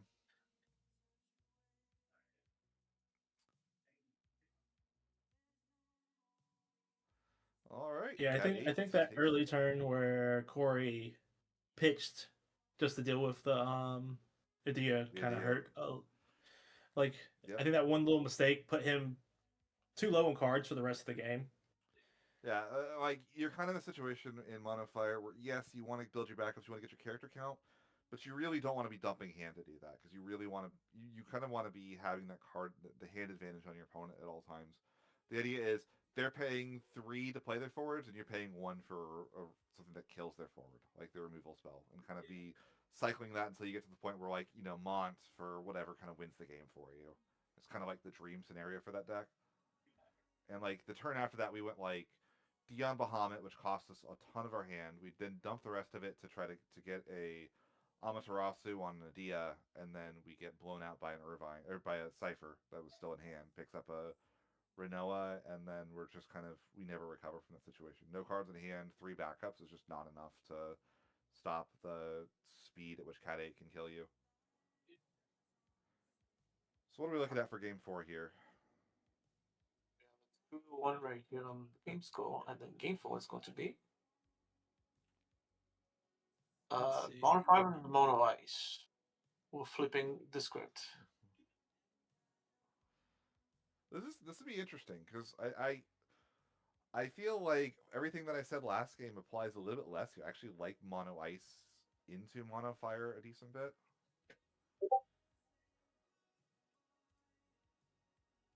Let's take a look at this Mono Ice list. I'm curious. Is this going to be one that's on a Clive Ifrit package, or is it just?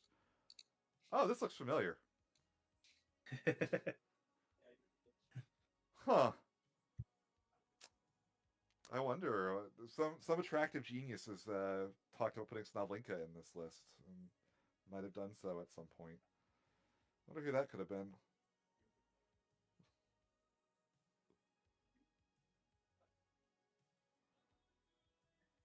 I think Sidney had this exact same like matchup in the last round where it was mono fire into mono ice.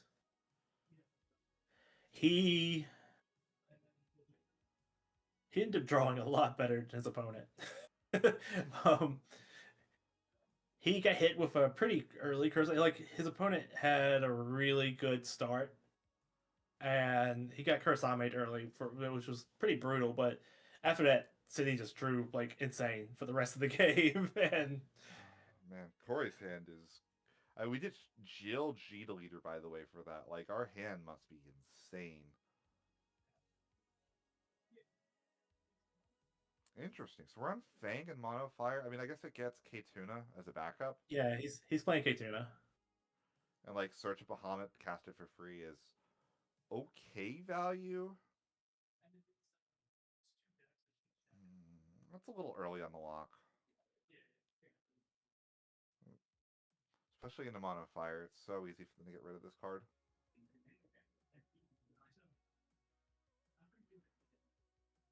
Like, if we Dull Freeze the Elwyn, I don't know that it's, like, crazy good for us. Not mad about hitting. Most likely he wasn't going to use the Elwyn on his following turn. No, I mean, like, he was going to probably go, like, in theory, Fang for K-Tuna for 1. So, like, it matters that we hit the backup. But also, I imagine we just have another line that doesn't use the Elwyn, too. I would have liked, we have a Sid Waff in hand, I would have gotten that down instead. Tried to push for getting the, threaten the Kate Sith, the Kate Sith and the Kurasame as quickly as we can.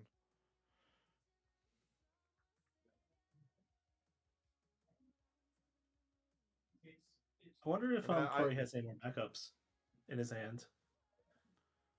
He does. He has a Sid Waff in there. He's a Sid Waff, and then yeah, I think I would just play Sid Waff there most likely. Yeah. Like, continue setting up. We discarded a G deleter last turn. Like, those are, like, honestly, like, the dream for me would have been like Emina Pass, G deleter, Sid Waff, Torgal, and you have 4 backups. Yeah. You paid everything on curve. You got a Dull Freeze out of your G deleter and the draw, and this lock is dead.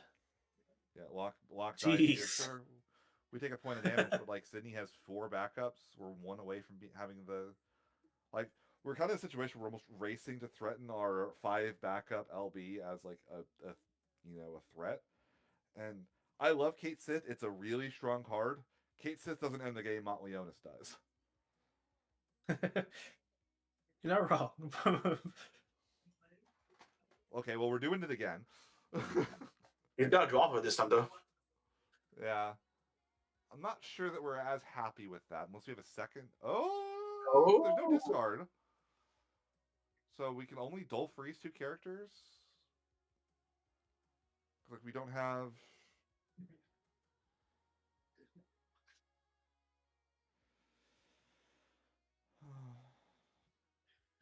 I almost wonder if, like, just like a Victoria would be better here. Just discard 1, like, establishing the same... Kill the Fang? Yeah, just like Victoria, kill the Fang. Because you don't want the Fang to be able to just get a Bahamut, right?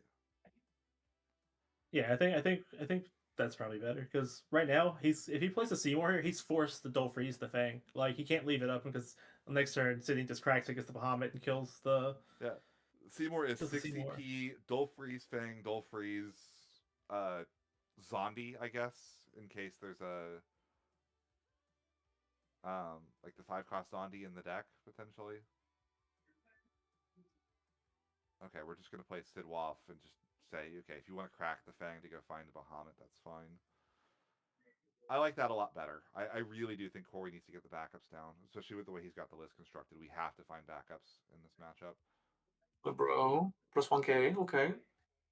Well, now the Victoria doesn't work. So that's unfortunate. You're still probably okay if you're Cory seeing a Libero come down.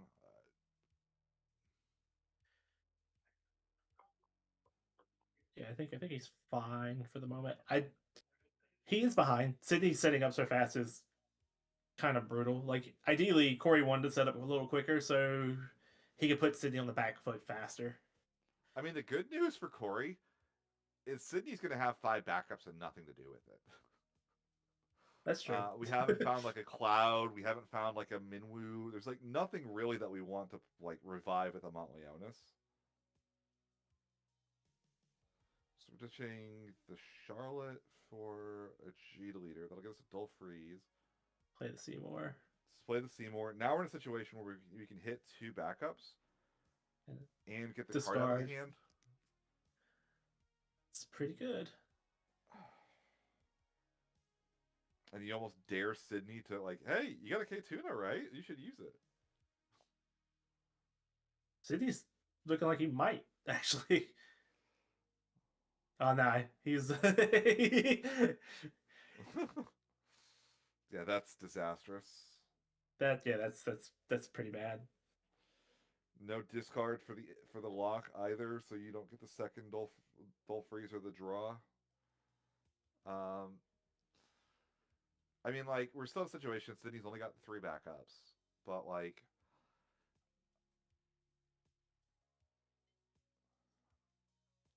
I'm trying to think. There's no. Is there Kurosame 24 in here? There's no Kurosame 24.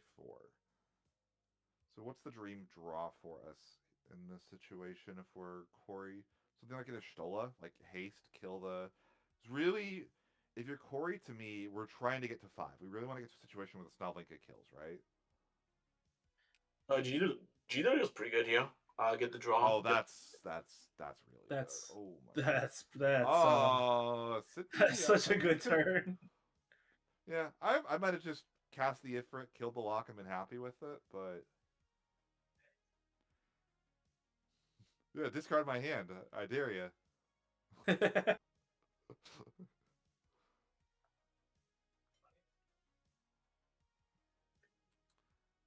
Okay, now Cory is in like fine anima or die mode.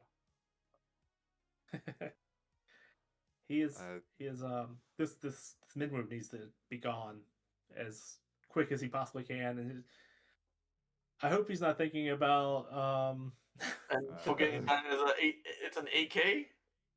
he is forgetting it's an AK. Sidney, no, no, no, no, City's no, no. laughing. Look at You can't hold it up. no, City's poker not face like this, Cory. Not like this.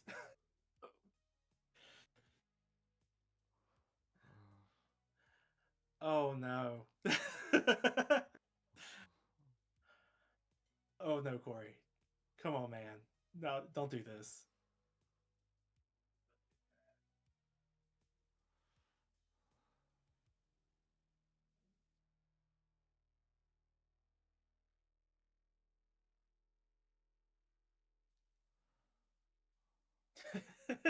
Sidney just leans forward, points at LeBro. Okay. It resolves. No response to this. Yeah.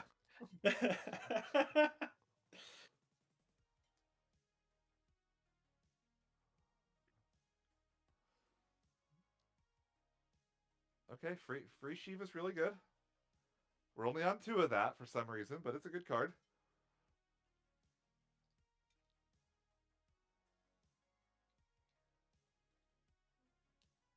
Oh man, if he doesn't have a follow up, his turn is really rough.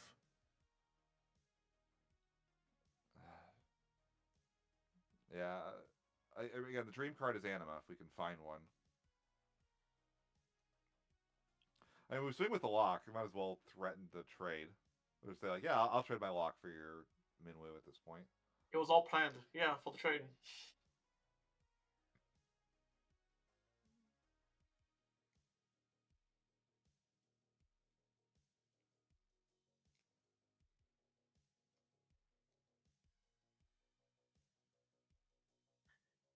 Yeah, Cory's big braining it. He's like, I just wanted to get damage through. That's all. That's the real reason I played that. Yeah, I played the Victoria first because I didn't want you to block the lock. I wanted to get the 2 damage in there. And the next time we're gonna go is Stola plus Snovlinka and win, right? That's the game plan. And there's still nothing for Sidney to revive with the Montleonis here. Like that's the one saving grace for the Cory has.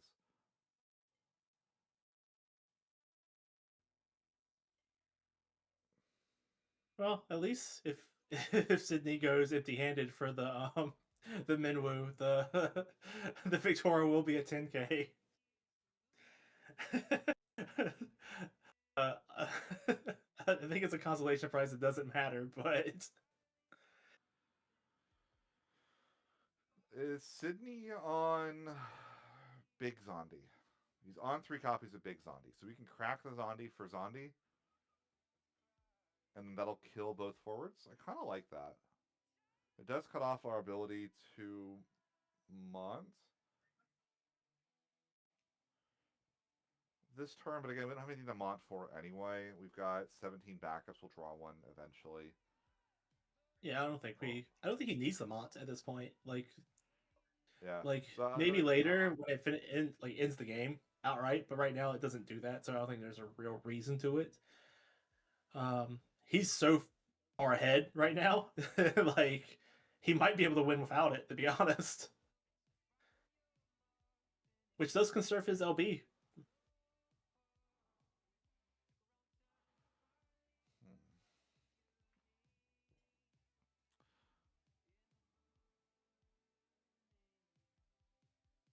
Oh, this is gross. So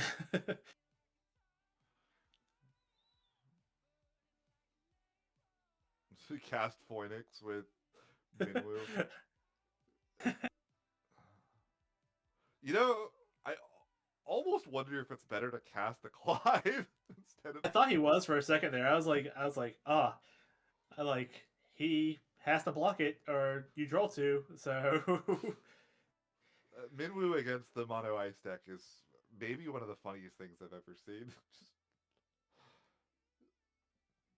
And 8K. every time he makes him discard a card, he's just like, thanks.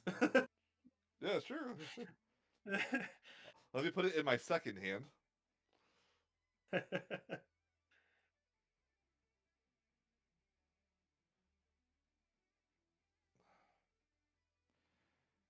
Snovlinka Anima.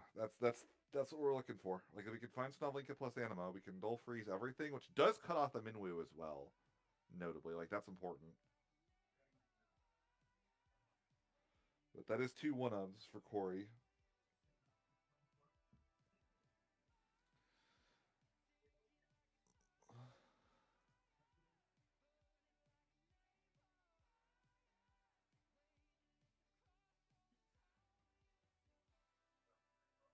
You could Kurosama here, though. It doesn't feel great. Like, you just dull freeze a few things, but it doesn't deal with the problems.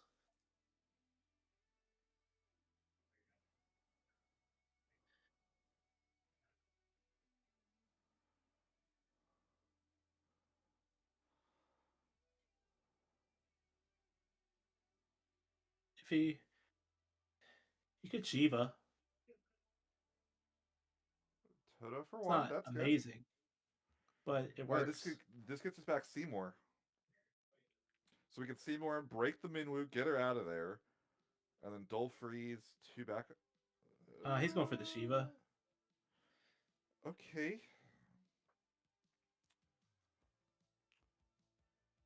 That's a lot cheaper. Like, it's a lot lower investment. We don't get blown out as badly by a top deck like Ifrit or something would be, like, really bad if we went for the Seymour.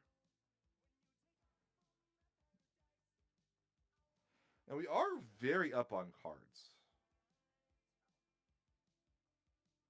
We're the Phoenix and the Jin are really annoying. We don't have a clean answer to those for the most part. Like this Phoenix is just a big 10k blocker that we don't have great interaction for. But I mean that's He stabilized at least. You know, yeah. It's a beginning of a comeback, honestly, because he was so far behind before this. Like this puts him in a situation. Sidney might have his Mont turn coming up. Yeah, this as I next say, turn. like we do have, we can go Mont for Clive plus Minwoo.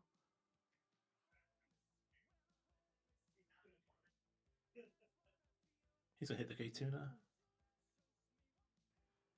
K-Tuna. So now, yeah, that's not bad. Next turn, draw 2, ditch them, ditch the card in hand. We can Snovlinka next turn. But again, the Phoenix puts a stop to that being amazing. I almost wonder if it's worth dull freezing the Phoenix instead of the K-Tuna. Yeah, the K-Tuna is really good, but if Sidney wants to sack 3 backups, you're probably like, sure, go ahead.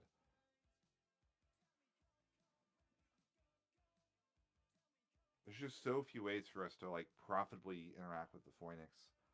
I guess a Kuja does it really well. Like Kuja, dull freeze it, or dull it every time he animates it.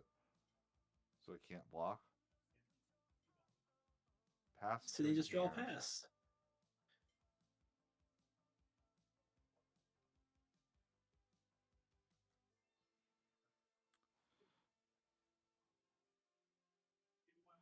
Is that a Biblos I see in hand on the far right, it looks like?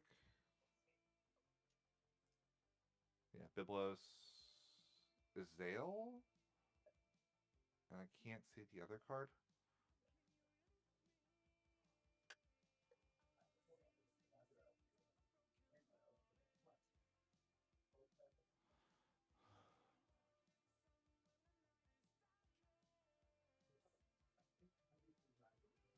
Cory's navigating this pretty well. Like, he was in quite a bit of trouble for a little while, but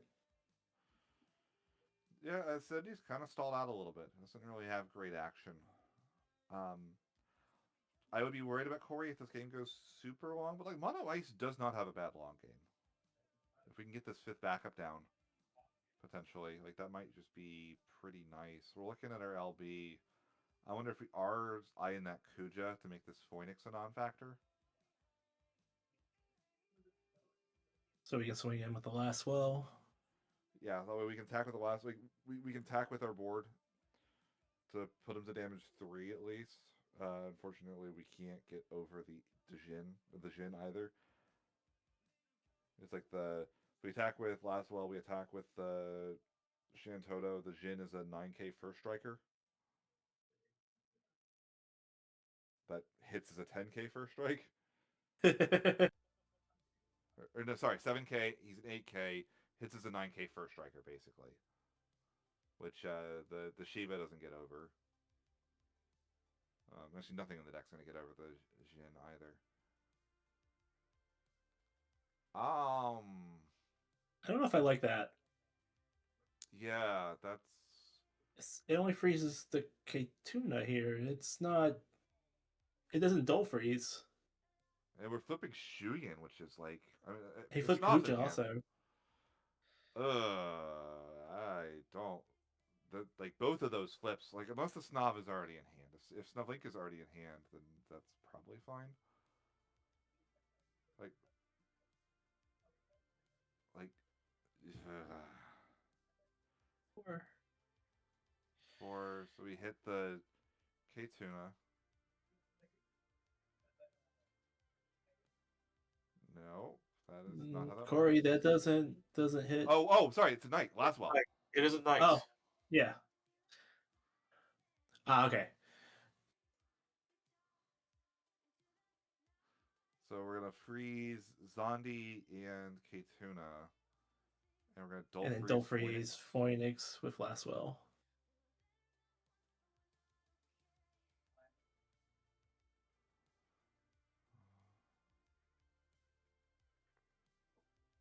Do we have the Emmy here? How much would be nasty? Yeah. Yeah, Emmy the Laswell. So the Phoenix still sits there as a 10k blocker, so we can't get in at all. He's forgetting about the Lebro again.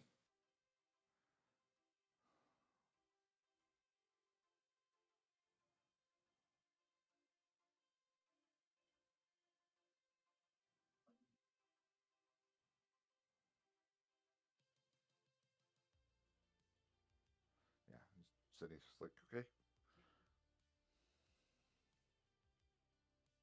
Oh man. I was gonna give Sidney some crap about the Lebro, but Hey, it is busted when your opponent does not remember what it forward does. is when you forward Schrodinger's power, it's pretty good. Yeah, we just used That no. and it's like Cory immediately knew. Like Cory didn't like kind of like pause or anything like that. I feel like we should have just partied at least, right? At least like kind of made him. If I was attacking there, yeah, I would have partied. I mean, you probably do. That way, if he wanted to, that way if he wanted to block, he would have to trade. Because like the Phoenix is such a huge problem. Like we just kind of threw away the Shiva there, and granted we might have another like a Jill in hand or something. But I mean, that's still a 9k forward we just kind of through to the wolves or the I fiery herd. really I don't like that. Like, even if he does have another Jill, the Shiva again, there's nothing to really target with it. It at least make him kill it. Like it's a big body that he has to deal with in some way. It's in the way. Yeah. So we're looking at a Mont turn here. We're checking our break zone. We see a Wukong Mott. I think I would probably instead go for the Minwu. It's just such a problem for Cory. Not that Wukong Mott's not a problem too. Wuk is a crazy strong card. I think he's probably going to go for. I would go for both, honestly. Like, why Yeah. play a different forward? Like, just dump the hand, sack a backup, get Minwu and the Zondi his text. We want to leave that one up probably. Do that, dump the cards, play the Minwu and the Wukong, kill the thing if at the other, and all of a sudden now we've got kind of everything we could want, right?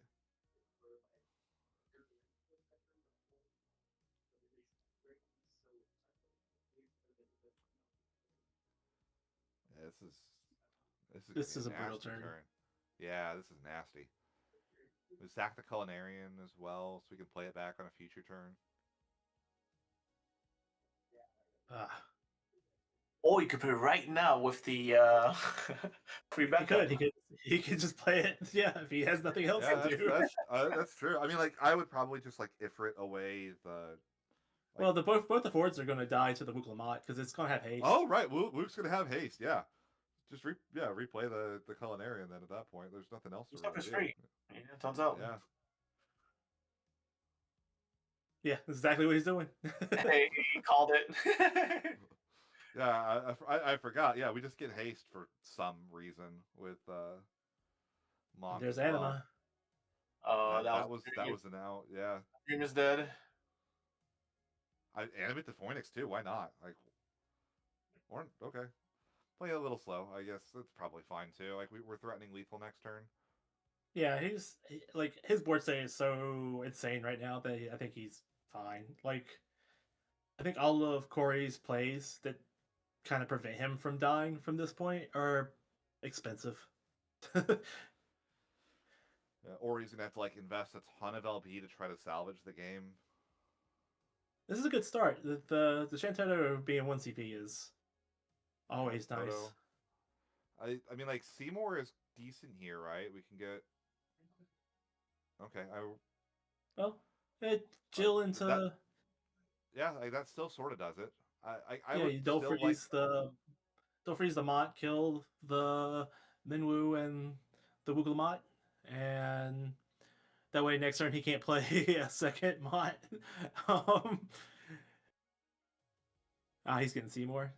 Seymour works too. It's like either. I like Seymour better because, like, at this point we're behind. We need to kind of make a big swingy play and kind of put ourselves in a situation where, like, tell Sidney, hey, your Mott's on the board. You don't have an out that you're directly representing.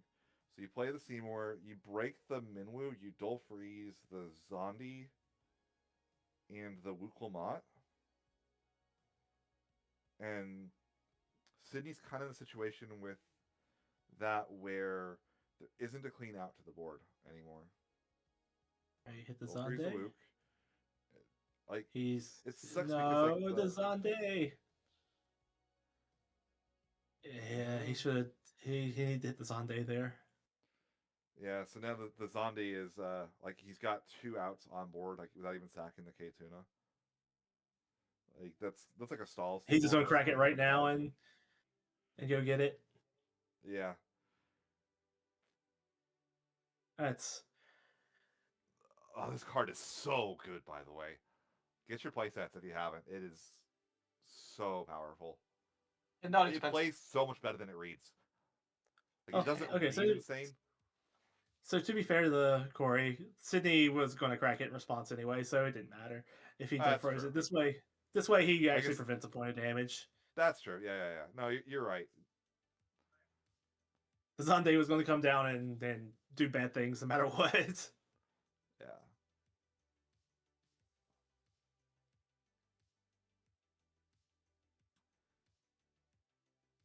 god, discarding Blue Mod. Sidney's just flexing now. He's just like, look at all my busted cards. I have everything. Oh, Yeah, now we're swinging the activating Phoenix. Phoenix.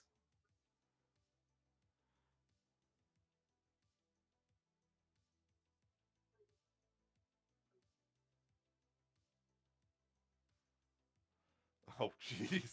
That's gross. 10K Jet, let's go, baby. I One, think it two, might be three, over for four. Cory. That's 6 attackers to get just 4 damage in. Anima's gone. He's got Slovinka in his hand, Blinka but doesn't have double modes. Yeah. No, that's. So the only LBs we used this game was just not Molinos, right? Oh, Yeah, those Sidney Victoria used used Mon. also. So that should be Also the Heretical Knight as well. yeah. So Cory that's put a 3 lot and into 3. that game. Yeah, he put 6 into it. Yeah, 6 and then 4 from Sidney. they're all tied up now too. Yep. Yeah. It's gonna be a big series.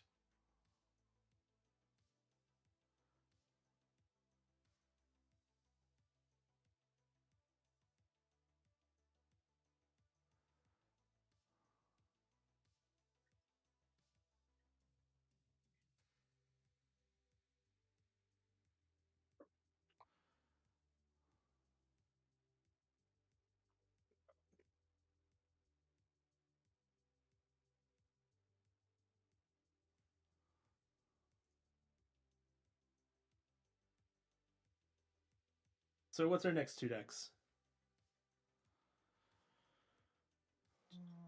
Let's take a peek. What is it? Should be the last. It should be the last ones, right?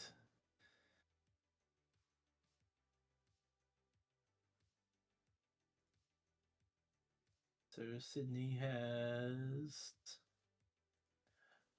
Mono Wind left, and Cory has Mono Earth.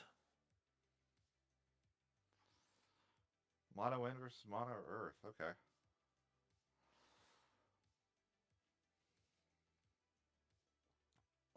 I've never seen Sidney play Mono Wind before. I'm curious. This is not an easy deck to pilot. And one thing about this He tourney used as to play well. it. Yeah. One thing about this tourney, you play a lot of games. Yeah. Which I love. I love play. Like I want to play as much Final Fantasy as I can. But it is going to be very easy to make mistakes. And Mono Earth is a really forgiving deck. Mono Wind is not a forgiving deck. However, I think Mono Wind is pretty favored here. Yeah, it very much is. Because the Leo Waltitas is not going to do anything with the Fina in hand. We can kind of go digging, try to find that. Oh, that is definitely not Mono Wind. That is This not Mono Wind. That's Repia. Okay, this is still. I think Sidney's. Hold on. I think Sidney's decks are actually wrong in the thing. Oh no, Sidney has 6 decks in the thing. Oh, he does have 6. Okay, naturally. that's what it is. Yeah, this is Bart's. Okay. Yeah. This is Okay, well this is the Sidney deck. This is very very good for Sidney actually. Also. Yeah, this is not a bad matchup for Mono Earth can win. Like if it gets the Leo Waltitas off quickly enough, you also can kind of bleed Repia decks like Dry of Resources that happened to me against Ryan Chen, where I just like ran out of forwards because every time I got Genova Synthesis, I would have to like shuffle it back to the bottom to like. Okay, well oh wow, 2 hits for Wall. That's very lucky. Zidane is what he wanted. Zidane is actually like backbreaking against Mono Earth for a lot of the time. Yeah, yeah. Mono Earth. It's kind of like it's like Mono Earth and Chaos Arc are both decks that are kind of looking to line up 2-card combos, and Zidane makes it very hard to get those 2-card combos to actually line up. I still would focus on backups if I'm Sidney. Like I feel like I'm probably favored. Oh yeah, he's probably better off setting up than like pressing. If he can do both, if he can play the Zidane and play like a backup next turn, then that's great. So if he can like play a Lena and a Zidane, that would be amazing. The good thing is we got our two hardest colors to get out of the deck, and we got our wall down, and he didn't whiff. This little idiot loves to whiff all the time. I remember when I took this deck to Worlds. One of my like mental notes was, do not play this card if him whiffing loses me the game. Like that was just like a thing that I had to like keep in mind. Like just don't do it. Like find a different line. Do anything else. But like it's so important to have a Wind Warrior of Light backup that like it was worth even with like a 75% hit rate on this guy. I feel that. Uh, so I mean, Epitaph, like Cory's doing what Mono Earth needs to be doing here. Losing the Genova synthesis to the break zone, which is probably okay. That's we want to revive that with Montleonis later if we can. If we get another 3-cost backup down or an armorer, we're pretty good. Not the dream next backup, but we're probably okay with it. That's probably fine. We searched a Yeah, Leo that's with the alright. Epitaph. Like We have Leo. We he can have got, Leo he Warrior of did what Light. he Like we have wanted to do. yeah. We can threaten the Warrior of Light next turn, and Sidney's still setting up. Going second here as the Refiat player is definitely not necessarily ideal. And also, we don't have It's enough not. Warriors of Light in the break zone to protect a Bartz. Like Bartz is kind of under fire here. If we had to commit to it, if we don't discard a Warrior of Light at some point this turn, which I guess we wouldn't play the Bartz if we didn't have a special, I imagine. So it's probably fine.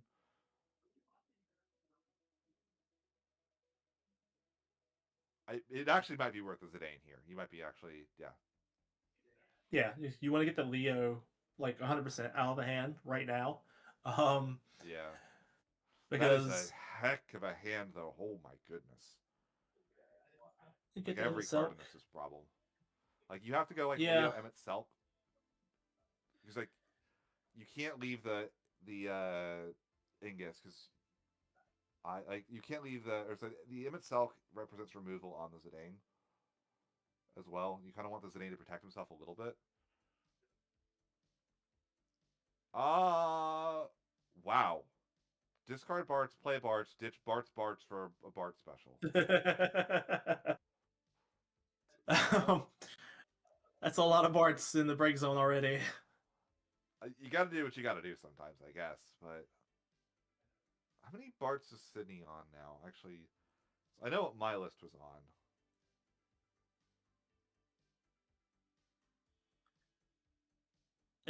Yeah, I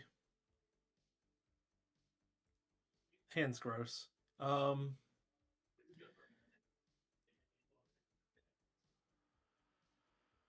Uh, three. So he's on 8 Bartzes. Yeah, that hand is absurdly good. Like we had to rip the Leo to cut off the combo. And the Bartz is he did protected. rip the He's gonna Leo. have to eat a couple Bartzes to do Well, it. no, he did hit rip the Leo. Yeah, but Yeah, rip the Leo. when But there's still an he took the Ingus in Mimic hand. Silk There's a first. black. Yeah. When he took the Mimic Silk first, um, I felt like he kind of wanted to take the Ingus next and kind of just leave the Leo and hope he doesn't have the play on the following turn. I mean, you have to get the Emmett Selk And because you this also is can't have like Emmett Selk from Minfilia is really rough.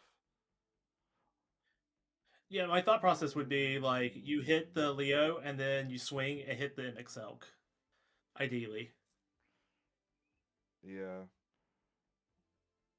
because I think the one thing you don't want him doing this game is going Leo into Wall into um We discarded. Oh, we had Titus. a second. I was like, we discarded Ingus for the Vincent, but we had another Ingus in hand. Yeah, he drew the second one Okay. off of the removing the Mimic Silk. Yeah. Okay, I like this a great deal. Go get the Riku, which is good. We probably want the Riku over the Leo here anyway if we can get a Warrior of Light. Honestly, I don't know if Cory's on one. This is a good turn for a Roble next turn. If Sidney doesn't respond, we can go Riku Roble break like the Lena or the Lunith, like or even the Wall. Like any of these backups would be crippling to lose. And we get a card back off of that as well. Like that seems pretty choice. Pick back up like the. I think Is that a if he can Montleonis do that, he as well? probably wins from here, because Cory's Yeah, like start has that's been about as the good. kind of start you need to win the matchup. Like he got his backup set up a lot faster. Um, I think Is Sidney's there a been kind of Robo in forced that to LB do deck? things that are ideal. There is a Robo in the LB deck.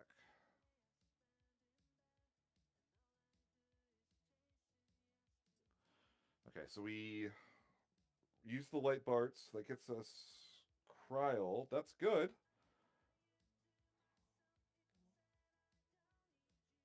But we're not increasing our hand size. We're just digging for action effectively. Yeah, the Riku Robo is devastating here. That gets us another Time Magic Barts. Because we already have the Ferris in the break, so we don't need to search that up.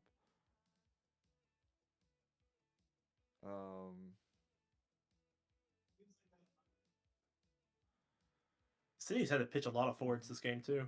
Like he's got 2 Warrior So, Lights gone, his 5 Barts are gone, 1 Zidane's gone.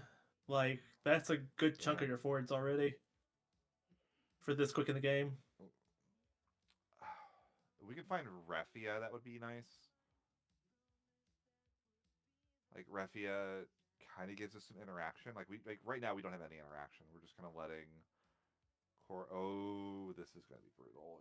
If that's the line, and the problem is if that's not the line, it's only gonna be worse for Sidney. You know. Yeah. Like that's the floor is like Riku Roble.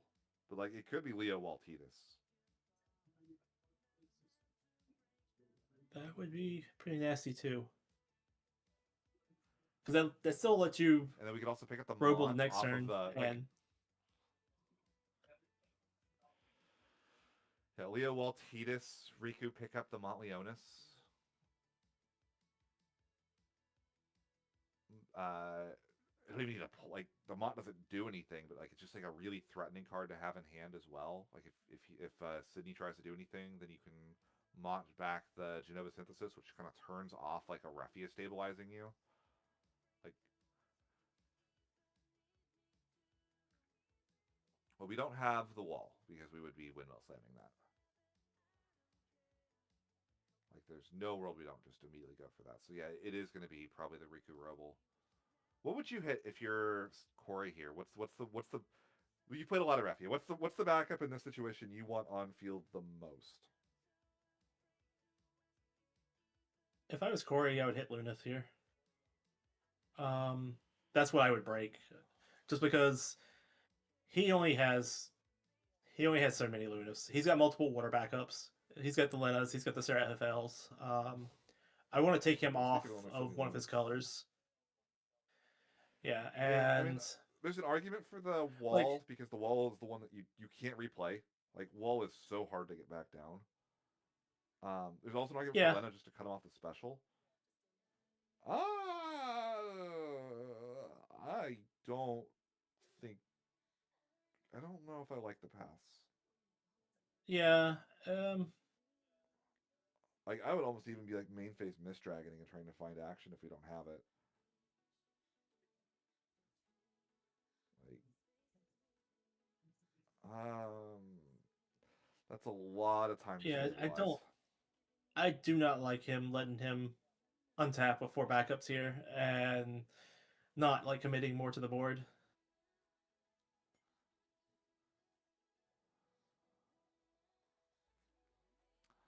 Like you need to disrupt like Sidney as much as you can. The longer Sidney Yeah. gets to sit here, the more chances Sidney has to not lose the game. We're discarding Arc. That's the second Arc that I've seen, right? No, one went to the bottom of the deck again, I think. Here comes Refia.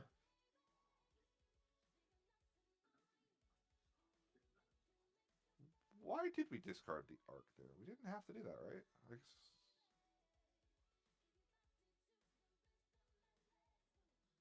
I guess we want to get the spin before we go. We want to get the spin this turn.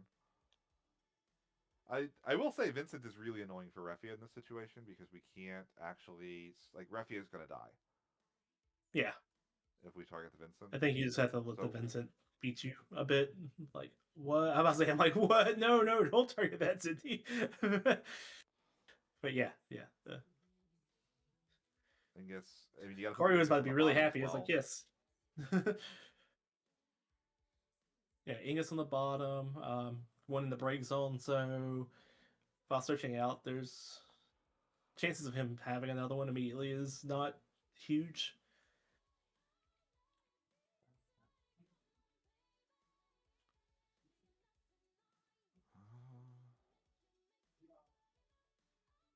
Two cards for Cory.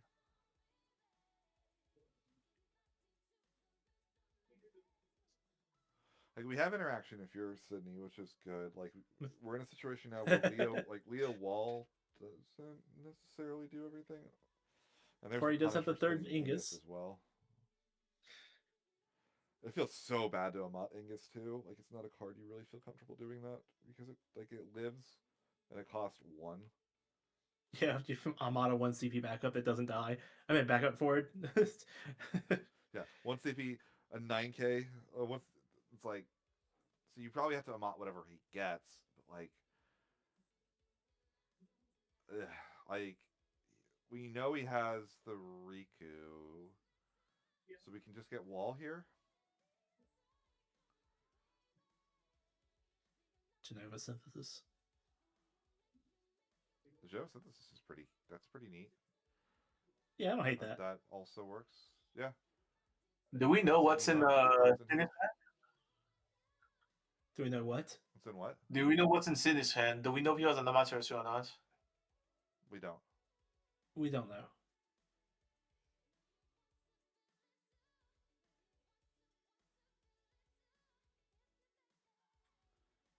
It does not look like he does. Yeah.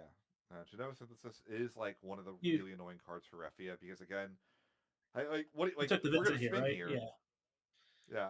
You probably tucked Vincent, but like Yeah, since it's your forwards are going to die anyway. yeah, save yourself the point of damage. Like not that you really care about the point of damage here, but like okay, cool. If we spin the Genova, Cory can do it again on a later turn. If we spin the Ingus, Cory's happy to draw Ingus again later. Like you can kind of end up in a situation in Raffia where against Mono Earth in particular, they can just kind of burn you out. Sidney has, Yep. like I said earlier, has Sidney gone does. through a ton of his forwards so far in this game. So, like, there is a risk of Sidney actually running out of gas at some point. Sidney's on 3 Ferris. I've never seen that.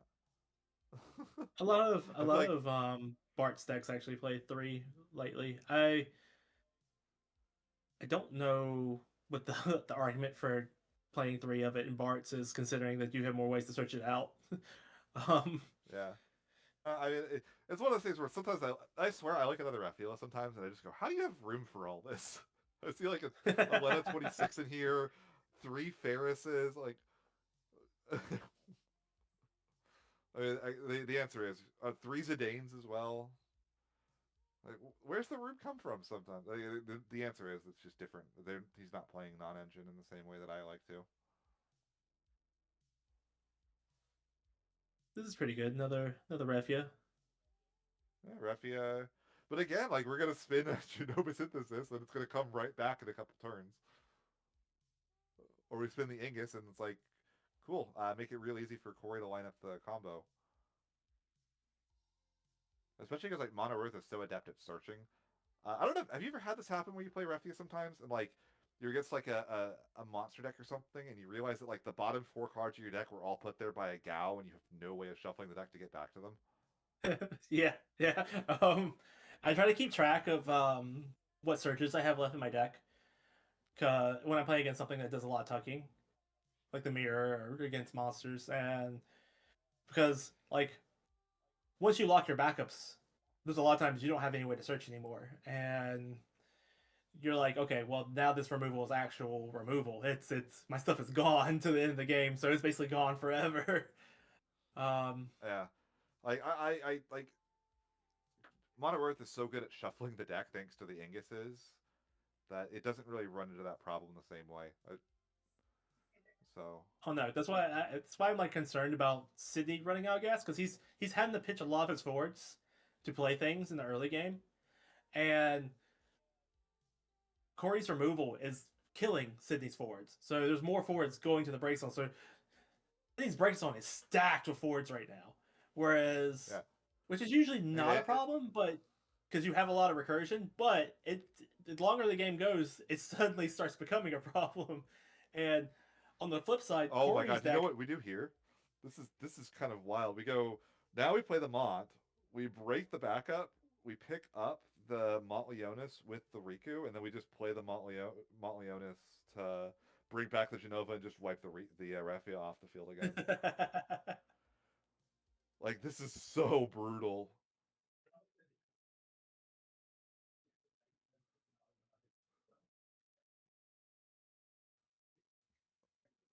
Sydney's like, oh.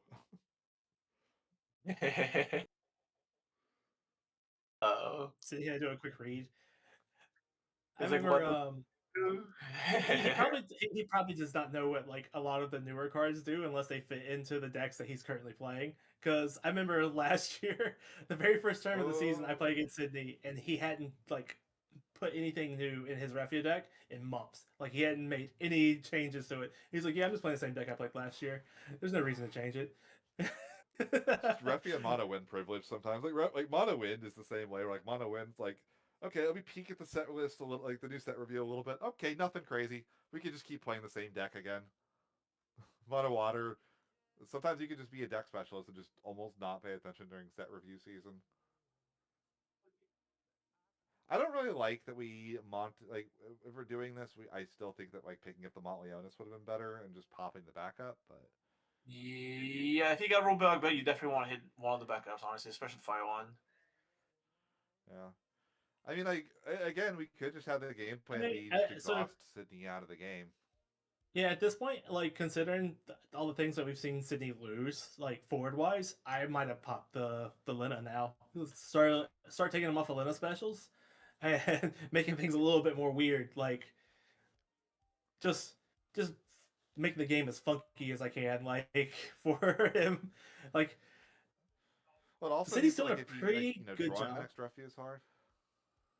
Yeah. Yeah, like I think Sydney's doing a pretty good job of like constantly trying to answer the things that Cory's doing. Like but Cory's constantly having an answer to whatever Sydney's doing too. So, and Cory keeps coming on top of it. Yeah. Again, this is kind of that like really perilous spot for any kind of Raffia deck into Mono Earth because like if you don't present a threat, you will lose the game. Like you'll get Leo Waltitas to take a ton of damage, be put in a situation where you can't really come back from, right? Like you have to like Sydney's putting these Raffias into play because he kind of has to because you have to threaten something to interact with. But like he's never coming out ahead in these trades, really. It feels like, and until we Die. start coming out ahead, that's going to be that's the point at which Cory starts getting very afraid. Yeah, I think so far Cory has had a pretty easy answer to most things. Unfortunately for Sydney, this That is is this is pretty good. that that's pretty good. Yeah, he's gonna. I actually love this play. Like always, I do this a lot. Slam BL4 backups, be 4 different colors, and then slam Seraphel, go get Wall, get Refia, and just go off a little bit. This deck is so unfair when it has 5 Warrior Light backups too. It's a Just day like, two. Jesus. I mean, do you even play this today? Like, I would just play the Refia, just like get the get my spin going, get the card draw. Ooh, That's rough. That's that's that Miss Dragon is kind of brutal. but we're this And he pitched the NXZ so that he can get it in the graveyard rather than getting removed. That's pretty good. Well done. Yeah. Yeah, I mean, you got to rip the Mont here. Like, you can't just keep letting Cory loot back stuff, right? Why? No, don't rip the wall. Yeah, I don't like ripping Never the mind. wall there. Just do what I don't say. I think the Mont was the correct thing Like, the to Mont hit. is, Like, because, like, honestly, wall doesn't even matter at this point. Is the like if you do everything you want to do, you do not care at all about the. Sidney's Here's not the going to ping Raffia. with If we his go to wall combat, either. I mean, you don't really care that much about it. Like, it doesn't really make a difference. It doesn't, but I think he still should have. Like, Yeah, it's free I mean, removal. it's good. I mean, it's correct. But I probably wouldn't have like I wouldn't have done the like attack dull thing. Like I kind of just want the because like the Warrior of Light also can dull as like an extra Refia thing. Like say you have like an Amont in hand or a Kuchu, like if you use stuff like summon based interaction, the Warrior of Light is a 10k first strike blocker that also is something you can dull to activate Refia if you need to. And that means that you have 3 backups to say Amaterasu or Mist Dragon. If Cory, what did we rip on the second one? Was it Mont? Yeah, it was Mont. He took the He was monster. Mont. In the corner. Yeah, Cory drew a Claris off the first Zidane hit, which dead card. So you take By the the way, life this is card. kind of the punish from. This is the punish from Roble not hitting one of the backups as well. By the way, because that made the Seraph of L. If it only got the Refia into play, I mean, it would have been great. But again, we're talking about like there's a huge difference between I am playing a Refia and I'm playing Warrior of Light and Refia and have 5 Warrior of Light backups, right? Yeah. Also, the fire backup itself got both the Wall 4 and the Zidane himself, right? So they would have been an absolute. It's massive value essentially. Oh yeah, That it would have been really bad. Like I think Sidney would have probably lost this game if he had blown up that Luna earlier in the game. Yeah. Lunith, or He like would. I said, I would have blown up the Lena. I think to like cut him off. I think later in the game, 100%, I would have blown up Luna. I think early in the game when he passed, I think I blew up the Luna just because it's harder for him to set it up. It's either that or blow up the wall. And it's a like one of the two. Yeah. Because they're both harder for colors for him to actually set up. Oh, we're LB Totoing. Or not. I mean, we might. Is that all the Refius? We missed Dragon. I think that might be the last one. It would be. It's like, definitely the last Warrior Light. Like if it's all the Refias and all the if all the Refias go off of this Toto, I do think it is worth it. It hurts. It is, but like, how do you win the game if you're Sidney with no Warrior of Lights, no Refias, no arcs? I think his last arc was drawn already. Another thing about blowing up the Lunaf earlier, he has a Lunaf in damage. Yeah. No, this is.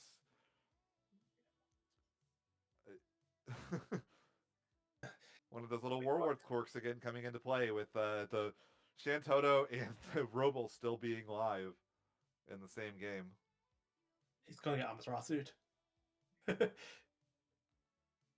Oh man, I mean, we got Kuplin. We're gonna try. We're digging for the Amaterasu. Did we see it? We're digging again. I'm about to say, did you hit? We tapped the 3 backups. I'm like, you sack. Did you hit it? That's brutal. That's pretty much the brainstorm into a foster world that he's looking for. That's absolutely brutal. How many forwards does Sidney even have left? There's a Ferris that we saw. There's probably a Bartz, maybe a Zidane. The Lena forward is gone. There's our Ferris. Honestly, we joke about Sidney not playing at LB. This might just turn into LB beats the game. just like, just keep playing Leos and Zax and try to get there. But Also -8 I mean, on we the might on Cory, right? So that's he has 9 LBs left total. So yeah. We might not have enough Warriors of Light to play Warrior of Light LB if we're Sidney, to be quite honest.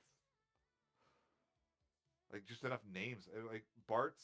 But like, I think we're out of Refuge. I think we're out of Arcs, and I think we're out of Warrior. I mean, Warrior of Light doesn't matter anyway. But Cory's I hand's think pretty we're good. out of Refuge.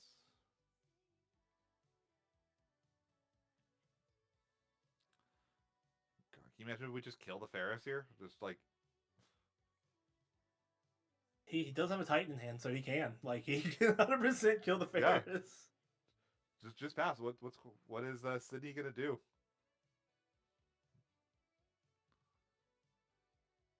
Like, Sidney's way ahead on deck thanks to the Time Magic, thanks to the Seraph of L. Like, Sidney's the one that has to push for damage.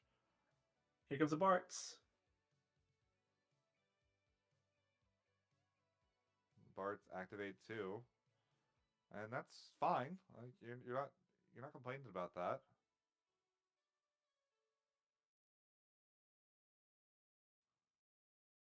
We're checking the Barts. What text does this thing have? It's like, how Honestly, many I don't know Barts if we are have in the enough. break solid? Yeah, I don't know if he has enough specials to even go for the triple attack if he wanted to.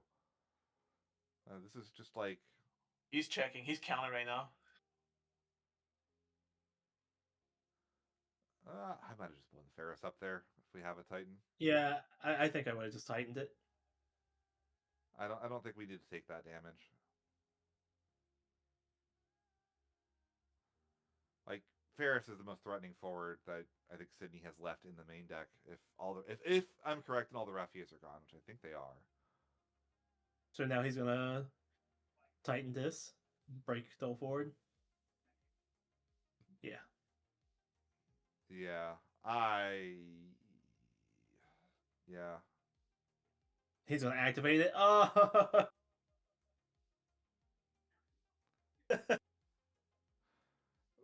Just do damage. You don't need to do the break a dull forward mode. Just do the damage. I think Cory forgets what his opponent's backups do. Like, this is the third time in the last 2 games where he has gotten blown out by backup on board text. No. I think you guys looking at this wrong. He used the Titan as a way to kill backup, basically. It was Hecaton here instead of Titan now. Yeah, Yeah. that was, that was like a 3, basically. Yeah. Well, speaking of Heka 3, we don't need to do There that you go. here. We could do that on our turn, right? Do that on our turn. We don't have to discard. Keep the extra card I in wouldn't hand. even. I don't even know if I would do it at this point. Like, Yeah, as to say, like, we break the Tyro, I guess, but like, sure, I've got my colors. I don't need it. You can't cut them off color with it, and like we just kind of discarded 2 cards for nothing there. We Sephiroth ourselves to break it back up.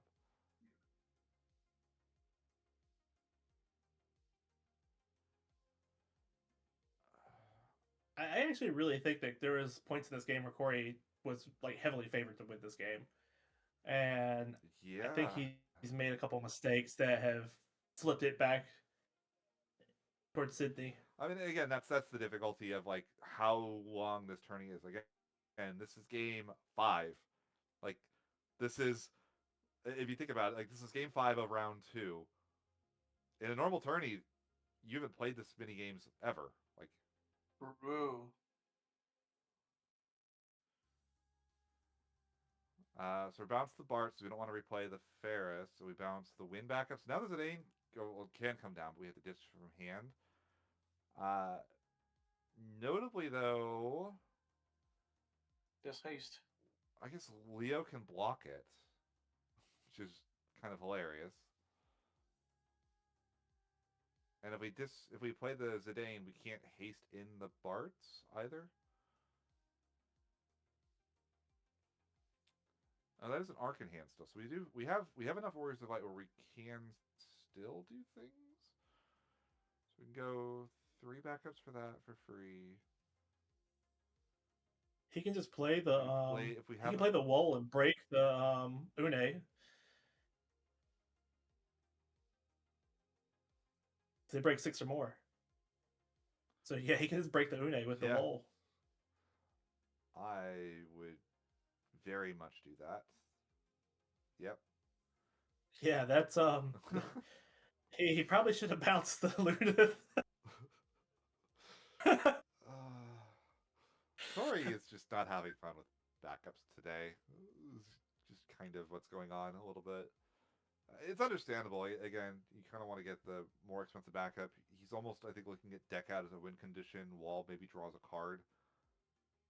To have 3 Play backups. the Arc, activate 3, play the Barts, play. If we can go Bart's Wall here, we can attack, kill the Leo, give our whole field protection. So Lunith could give it enough power Well, where it he's doesn't killing die to the Leo. Leo or He's kill. actually swinging for lethal. Oh yeah, that is game. Yeah.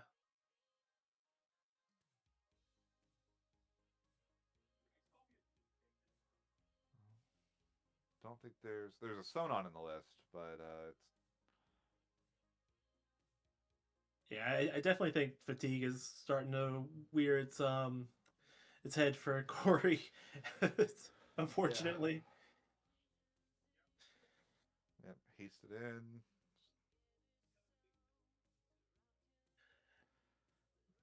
Man, there were definitely a couple lines. I mean, that credit where credit's due. Sidney played to his outs, and you do have to see that like these are not easy lines. Like these matchups are very, very like there's a lot of moving pieces when you play against Raffia, especially Bart's Raffia.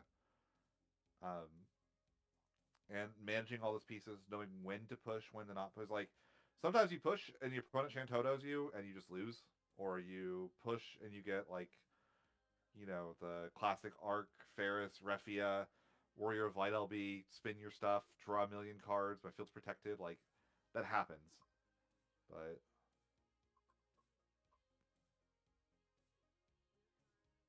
That matchup is a little too tight. You can't really like even if you pull ahead, I don't think you can make too many mistakes unless you're really, really far ahead. Like you might be able to be forgiven for messing up once or twice, like maybe just little lines. You might not even feel like mistakes in the moment, but then in hindsight, you look back and you're like, "Oh man, I should have done that differently, or I should have done this." Um, it's There's rough. also, I mean, at the end of the day, like, not trying to be mean, but you cannot have the option to kill backup against Raffia and not kill the correct backups against Raffia. You do have to like make that a priority. So like things like Titus, all rollback bell, right? If you manage to get him in and you spend the resources to drop him in, you don't kill the Raffia. That the entire deck is designed to like keep Well, playing back over and over again. You have I to think hit the the issue backups. was he. I think the issue was he had the ability to kill a backup and kill the Refia because he could have played them Yeah, Haunt. yeah, Like I think that's what hurt. Like he could have dealt with the card he wanted to deal with, and like he would have been super wide. He would have set Sidney back, yeah. and like I think that's where you want to be at on Monarch. I think you want to be wide, and you want the Refia player to be so far behind that it's a huge uphill battle for them to climb back out of. Um, yeah, on the you bright want them side to for feel like Cory, Sidney every. can't play. He can't play Barks anymore. Alright. How many rounds are they playing today? 3? This is the second round. We should be able to a little bit more further along our schedule, but the game is like getting quite a bit long. Thankfully there's only one more game after this because this is the winners side. On so they're done after this game, and then Christian is going to be playing the winner of the game that's going on right now. So there's going to be only one more game for today. And then for Sunday, there's going to be 2 more rounds. There's going to be the losers finals, and then uh no, yeah, there's going to be the losers finals, and then the grand finals after that. So this is the second round, but it's the last one. All right. Oh, let me go figure out the game six actually. Let's just is that's Mall Rise versus Warriors. No, that's my It's the TK special. it's monsters. Yeah, it's the TK special. That's right. Yeah.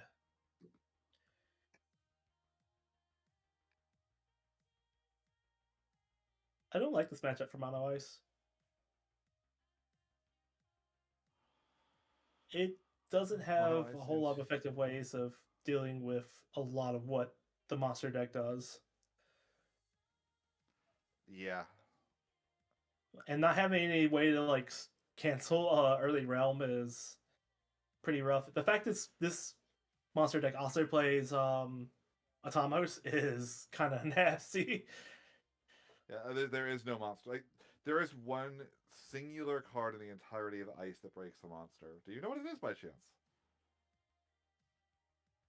No, not off my head. It is a common Cloud of Darkness. Cost 5 CP. Choose a monster, break it. It is, yeah. You just can't interact with this. That said, I mean, last spell's pretty Hey, good. that's something, Yeah, honestly. this start has actually been pretty good. Like the turn 1 Lefarian and turn 2 Lastwell is if you're gonna win, this is probably how you do it. And this is kind of what Mono like. The thing that Mono Ice sometimes does, it's one of the reasons I take it to Worlds, is sometimes you just accidentally win games with it, where you just like you rip their hand, they get in a situation where their whole field is frozen every single turn, they never get to play a card, and you just kind of lock them out of the game. Like Seymour, Rufus, these are cards that are like honestly, like if Sidney like say plays a backup here, and then Cory goes Seymour attack Laswell, unless Sidney hits a burst, Sidney may never have a card in hand again for the rest of the game, or an active character, right? Like Sidney's start yeah, doesn't we actually pass. look that good either. Yeah, like This Sidney's. We burned the Zondi as well, which is like that would have killed the last wall here. yeah. So now, yeah, if we go 5 CP, if we have Seymour here, like Dolphreeze the Blue Worm, Dolphreeze Zondi, rip a card, Having attack with Scarred. Lastwell, rip a card. Like all of a sudden, Sidney loses Ooh. 2 cards in the turn. Spicy. Oh, this is nasty. Oh Charlotte yeah, comes down. that's a knight. Yeah, right. We have to hit the Blue Worm because we need the last one to be able to attack. Like we can't that's not so attack with the brutal. Laswell here. Fast trigger. And end of turn, discard. Now the realm really doesn't do a lot. We discarded a witch as well to get the blue worm into play. Like all of our stuff is still frozen. Our hand's still under threat. We're still like at threat of Cory just top decking a Seymour as well. I mean, this is where Charlotte's really like. Charlotte's one of those cards where she's either the best card in the game, or she's completely useless. Oh, I know. I remember having discussions with my locals about it. They read it and they're like, "Oh my god, this card's insane! It's so busted! I can't believe they printed this." I'm like, "Well, no, it's fine. Like when it's really good, it's backbreaking. It's insane, but every other time, it's really bad. Like it is 2 CP. That's what it is. Yeah. Outside of the first God. like maybe 3-4 turns." Yeah, no, especially like if it gets like edicted where they kill it without choosing it, you feel Yeah. so bad. I Sidney's looking like we're gonna go for a realm. I mean, if we have a quad av in the list, like we can get the Laswell out of there at least. Like it's something. But I think like I've the asked him whole like about it. He said he doesn't run the Kudev, so He does check have his ability. bomb. Yeah, but you're also targeting the bomb. well, but you don't have the Yeah. Laswell though. Like it doesn't matter. Yeah, we're killing the last one. We're not killing the Charlotte with that. But We're definitely targeting the last one, and then this gonna for it. So God, this is so brutal. Like you play Bunny, and like Bunny's a great card, but like this is not like if you ever do the math on how backups actually work, it takes a long time for them to pay for themselves. And if you just slow that down by a turn, and like not only are we slowing down by a turn, we still haven't dealt with the Charlotte. It's still there. he might be taxed a little too heavily. That might break it, honestly. That might be too much. I do like him just slamming out some backups though. Like this is one way to beat it, but I think Cory is actually putting on a lot of pressure, so it's rough.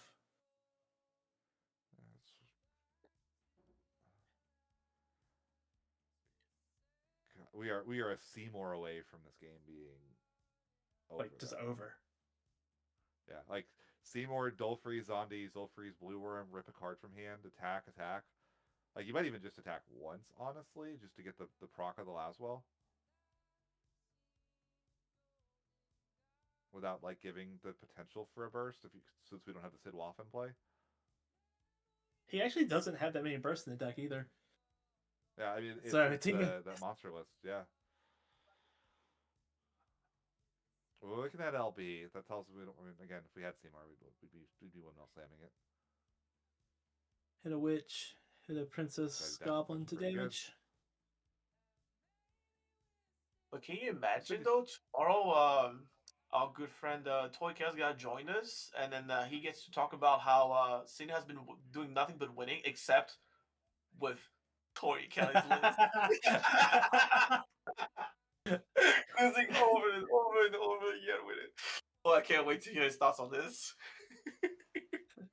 I would just get Seymour here, right, and just say he's probably just gonna hit Sidney with like, why didn't you just win? Like, why are you doing this to my list? What are you doing with this deck? Oh man. Sidney starts making excuses, and he's just like, "No, you just win. Like, why haven't you just won? It's easy."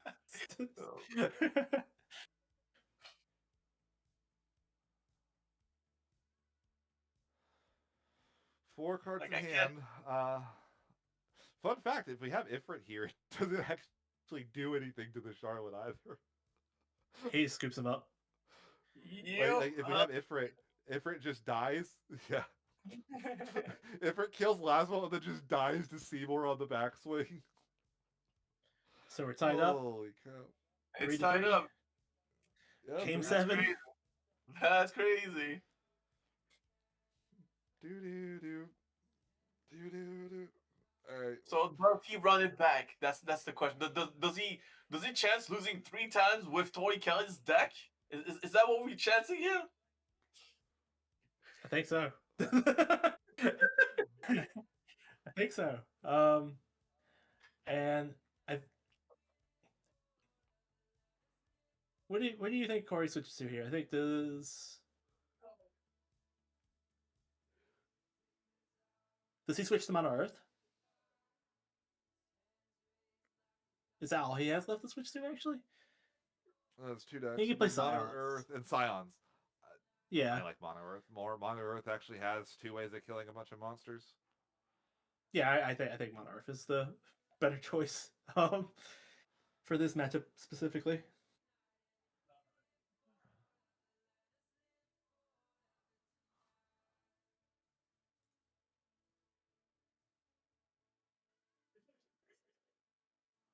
Actually, no, he's not Scions. He won with Scions. He beat Chark with Scions. Oh, he did beat Chark with Scions. So it's Mono Fire. It's Mono Fire. It's Mono Fire and Boys, he's putting it on the line. He's running it for a third time. That's fantastic. When he when Cory played when Cory played the Charlotte, Sadie's response was, "Oh god, that's a knight." He didn't realize, and then he saw. Correct me if I'm wrong. Who gets to pick first for the last game? So whoever gets 3 wins will pick they'll present a deck, and then the opponent will choose a counter pick to it. So okay, so Sidney was technically the person who we got to pick this round, like counter pick this round. Yeah, right? yeah. So last round, it was 3-2. Sidney had 3 wins. He's playing for the final win. So he presents monsters. Cory chose ice into it, and now Cory is the one with the 3 wins. So he presents modifier and or is it modifier? Modifier, I believe. Let's see. We'll know in 2 seconds. But Sidney picked monsters into this. That's fair. I like monsters better into Mono Fire. Yeah. If Cory had picked Mono Earth, I would have picked Shark. Mm, That matchup yes. is actually surprisingly winnable for Shark. Yes. Yes. Yeah. Mono Earth is not necessarily a mono deck with how it plays. Exactly. Uh, the deck is I would have picked Mono Earth, but that's because I play a lot of Mono Earth. But Cory has told me last night that he's not very comfortable on it. He's been putting time into it, but when you go to like Game 7 of Warlords, you you won't play confident essentially, right? So that's I imagine that's the choices that he went through in his head. I mean, one nice thing, Mono Fire, you have Cloud. Like Cloud is like the only card that almost trades even with Realm. Yeah, that's fair. Like, Having the ability to recur multiple times is actually kind of nice too. uh, like Because it's a there's two pretty cards that large you're happy to body. see. Yeah, it's like Cloud and like Alexander are like the only cards that like you're almost like happy to trade into a realm once it resolves. You also have Amaterasu, which like I guess also trades into realm favorably. But like Cloud, kill Atomos, draw a card, and it's like sure they get to keep whatever their one cost monster is, probably a a something the a Kalio. They keep the realm, but like you keep a 9K body. You kind of you're okay with that. He is on full backups. Let's go ahead and say this is not a bad thing for Modifier for any mod deck as a matter of fact. So just That's our Sidney's hand doesn't seem that great. yeah. I mean, Cory's Again, isn't great either. We're down to that's our second Ifrit sitting in our hand now, which is not where you want to be. it's definitely not ideal. Though Cory did set up his backup, so yeah. That'd be funny. It wouldn't be correct. Play the light Lena and then try to revive the Mog or the Clive. I actually like Light Lena is like one of my favorite light cards in the game. It's so fun. Like the short time where it was like playable in Raffia was really fun. And they put to the backup, which just like is a little bit hard to ignore. Just a Especially little. for like a one of light card. But like some of the stuff oh man, when you give it haste with Lunith and then you activate it with Raffia and you do it again in the same turn, it's so crazy. It'd be like, yeah, pay off of 5 backups, Lena, revive Raffia, go to combat, activate, pay 2, revive Ethereum. Oh, it was so good. This is neat. We get to eat the Malboro, draw a card. I might have held this for a realm if we didn't, but like waited for a Hit the realm for Mog Atomos. and Clive. Mog and Clive. No, don't. I don't like that. You don't remove the Yeah, Ifrit. well, there's also there's like just no way to get it back either. Like the Mog is something that can come back potentially. It's an annoying thing that comes back too. It's Yeah, it's if we like Lena it back in response to a search, it's a Amaterasu that drew a card. It's a 2 CP Amaterasu that draws a card if you did that. And like, there's no way to get the Ifrit back, right? Like it's just gone forever if it's in the break zone. yeah, I don't think so. Like, I don't think there's like a selfie in the list or anything. Saphirian? but what he did do just now was make all the 3 CP Clives in his deck like actually do something without having to remove. Yep, there. Speaking of which, Oh god, I was gonna say, is he on 3 CP Clive? But yeah, he's on 3 CP Clive as well. So yeah, thanks. Thanks for giving my stuff text boxes without having to try.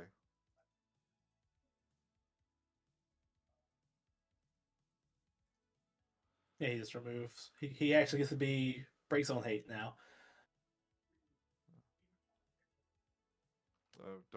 Don't return the favor, right? Yeah. He's like, Yeah, you you did it. get the Bahamut.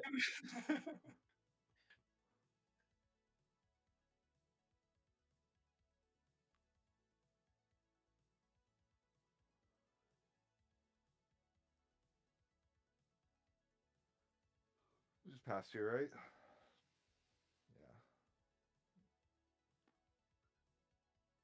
Yeah. And I imagine the Clive isn't long for this world. I might have held the Clive for that reason. Like, you're not going to prime it here. It's not worth it to prime to kill just the Clive and do a single point of damage. And, like, everything Mono Fire does is going to kill this Clive, right? I don't feel like cycling the VV out of our hand was important enough that we had to, like, sack a I Clive want to it. my violence.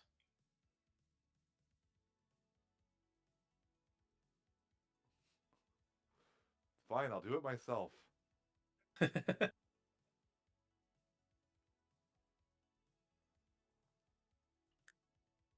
See, Cory recognizes that he wants it gone from his break zone, but he did recognize that Sidney might want the same. That's rough, man. That's rough, buddy. I don't like Oof. playing the Clive and then swinging. If I wasn't gonna prime or anything, I would have just swung with Cloud first, then main phase 2 played the Clive. We're gonna. Is this gonna be mutually assured destruction? Nah. Nope. I imagine if Sidney has a Clive in hand, he's just gonna play it in prime. Anyway.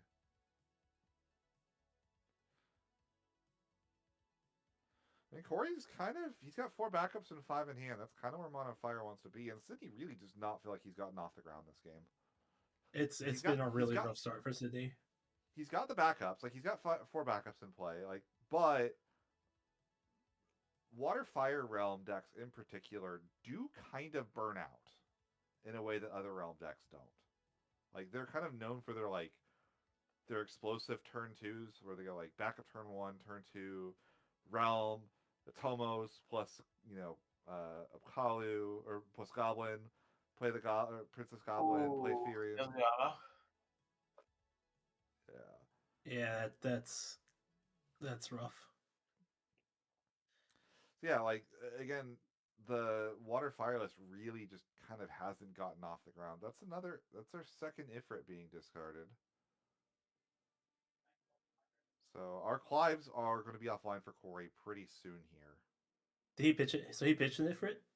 Yeah. Oh, Cory did? Okay. Yeah. I was about to say, I'm like, I know Sidney is down 2 Ifrits too, because 1 in damage and 1 removed from the game. Yeah, so they're kind of playing the classic game that you play when you have the dominance and icons of don't draw the icon, don't draw the icon, don't draw the icon. I've lost so many games of top decking Shiva, by the way. Bomb and Atomos to damage. I mean, at this point, Sidney almost doesn't want to draw like the Atomos is kind of almost not a game plan anymore. Yeah, it would have been a dead draw. Like, you could put it back with the bunny to like try to bring it out with Realm, but like, oh, this is gross. He gets to put the Ifrit back in the deck in one of the Clives. Oh yeah, put back the Ifrit. He's gonna dig for more amateurs too. Sidney's thinking about odd-potting this. I'm about to say, I'm like, that would be not what I would want to do, but yeah, there we go. Goblin it. That's a. I mean, you got to cut him off the stock up. Yeah, you have to do that. Like, it's a pretty easy answer. Cory, the ability to dig 4 to find Amat, like, yeah, like it's tragic. He has another one. Oh, that's yeah. Look for more amateurs, I guess. We're just gonna try to tempo him out a little bit. Cory tapped for that a little poorly. He should have tapped the Culinarian, left the selfie up. He does that quite a bit. I'll flame him about this later on because I've seen him do this 5 times today already. I'll let him know tonight. He's like, hey, I have a question for you. How come you tap the guy that has an activated ability and not the one that doesn't? All right, that got canceled left, so no extra No +2. cards for Cory. I mean, you're probably okay with that, right? That's not the end of Yeah, the you're fine world. with it because you get to keep the forward. Sidney actually burned through quite a bit of resources on not really important things this turn. Like, Yeah. Crack the Goblin, which for a 3K instead of a 7K later. Also, now Witch is completely dead if he draws it because it doesn't even draw a card. Yeah. So here's the question, right? So when you're ahead on the monster fire monster deck, it feels really, really, really amazing. But when you're behind like this, how do you come back without monsters? without monsters, Yeah. I mean, we Clive just have to Ifrit. like yeah, Clive Ifrit, or we have to like we just have to force through a realm. Like if we have a realm, maybe. But And I imagine at this point that Cory doesn't have an Amaterasu in hand because I think he was looking for it with the he was digging for it with the Phoenix play. yeah, So it's a bit of a tell, not guarantee, but I mean we could have an Ifrit or something though, which wouldn't be terrible. Like because something Sidney could try for here is a Furion to try to draw out of it. yeah. It looks like we're just gonna play Elena, and if we play Elena, we eat 3 more damage. I don't. And go to 6.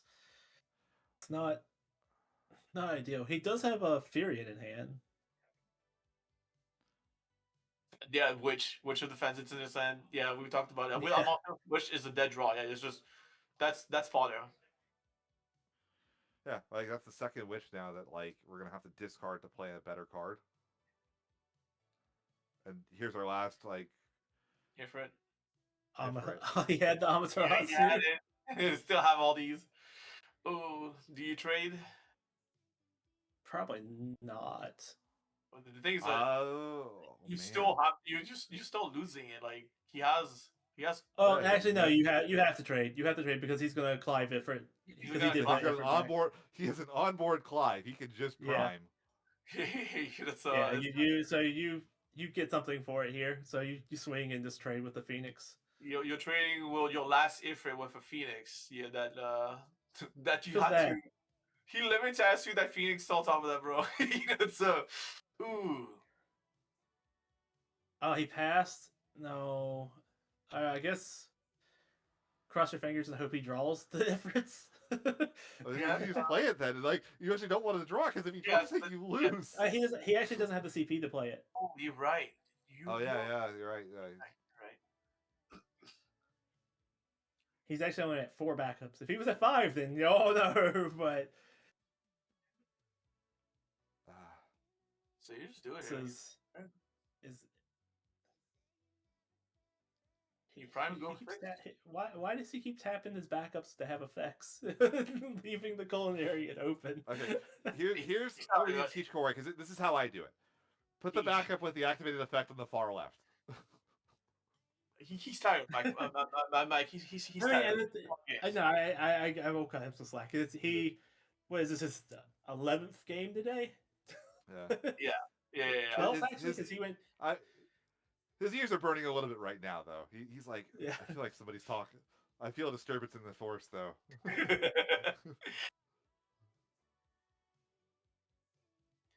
So how does the beast from the east come back from this one right here? I don't think he does. To be honest, No, no, I no Ifrits. I It's think gonna yeah, be with all the efforts, realm.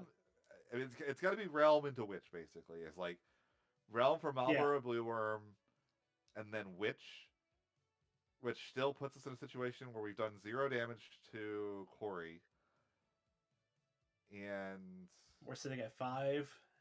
we'd have We 2 all have forwards, no and we still have monsters. to. And in that situation, we still have to chump block. I guess we could go witch, and then kill the Ifrit and the Phoenix on During Cory's Cory's turn. turn.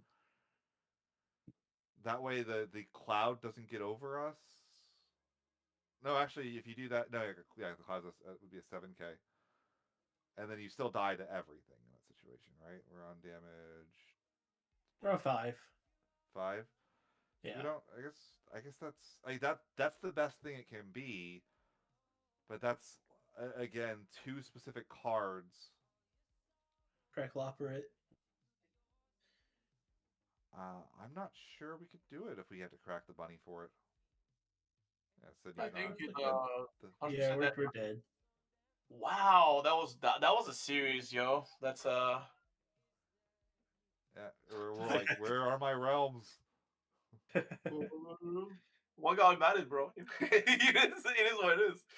Ooh, that was spicy. GG's. Whew, That's it okay, was Sydney. The really good players are the ones that get up 3-2 and then lose the last two games. That's pretty good.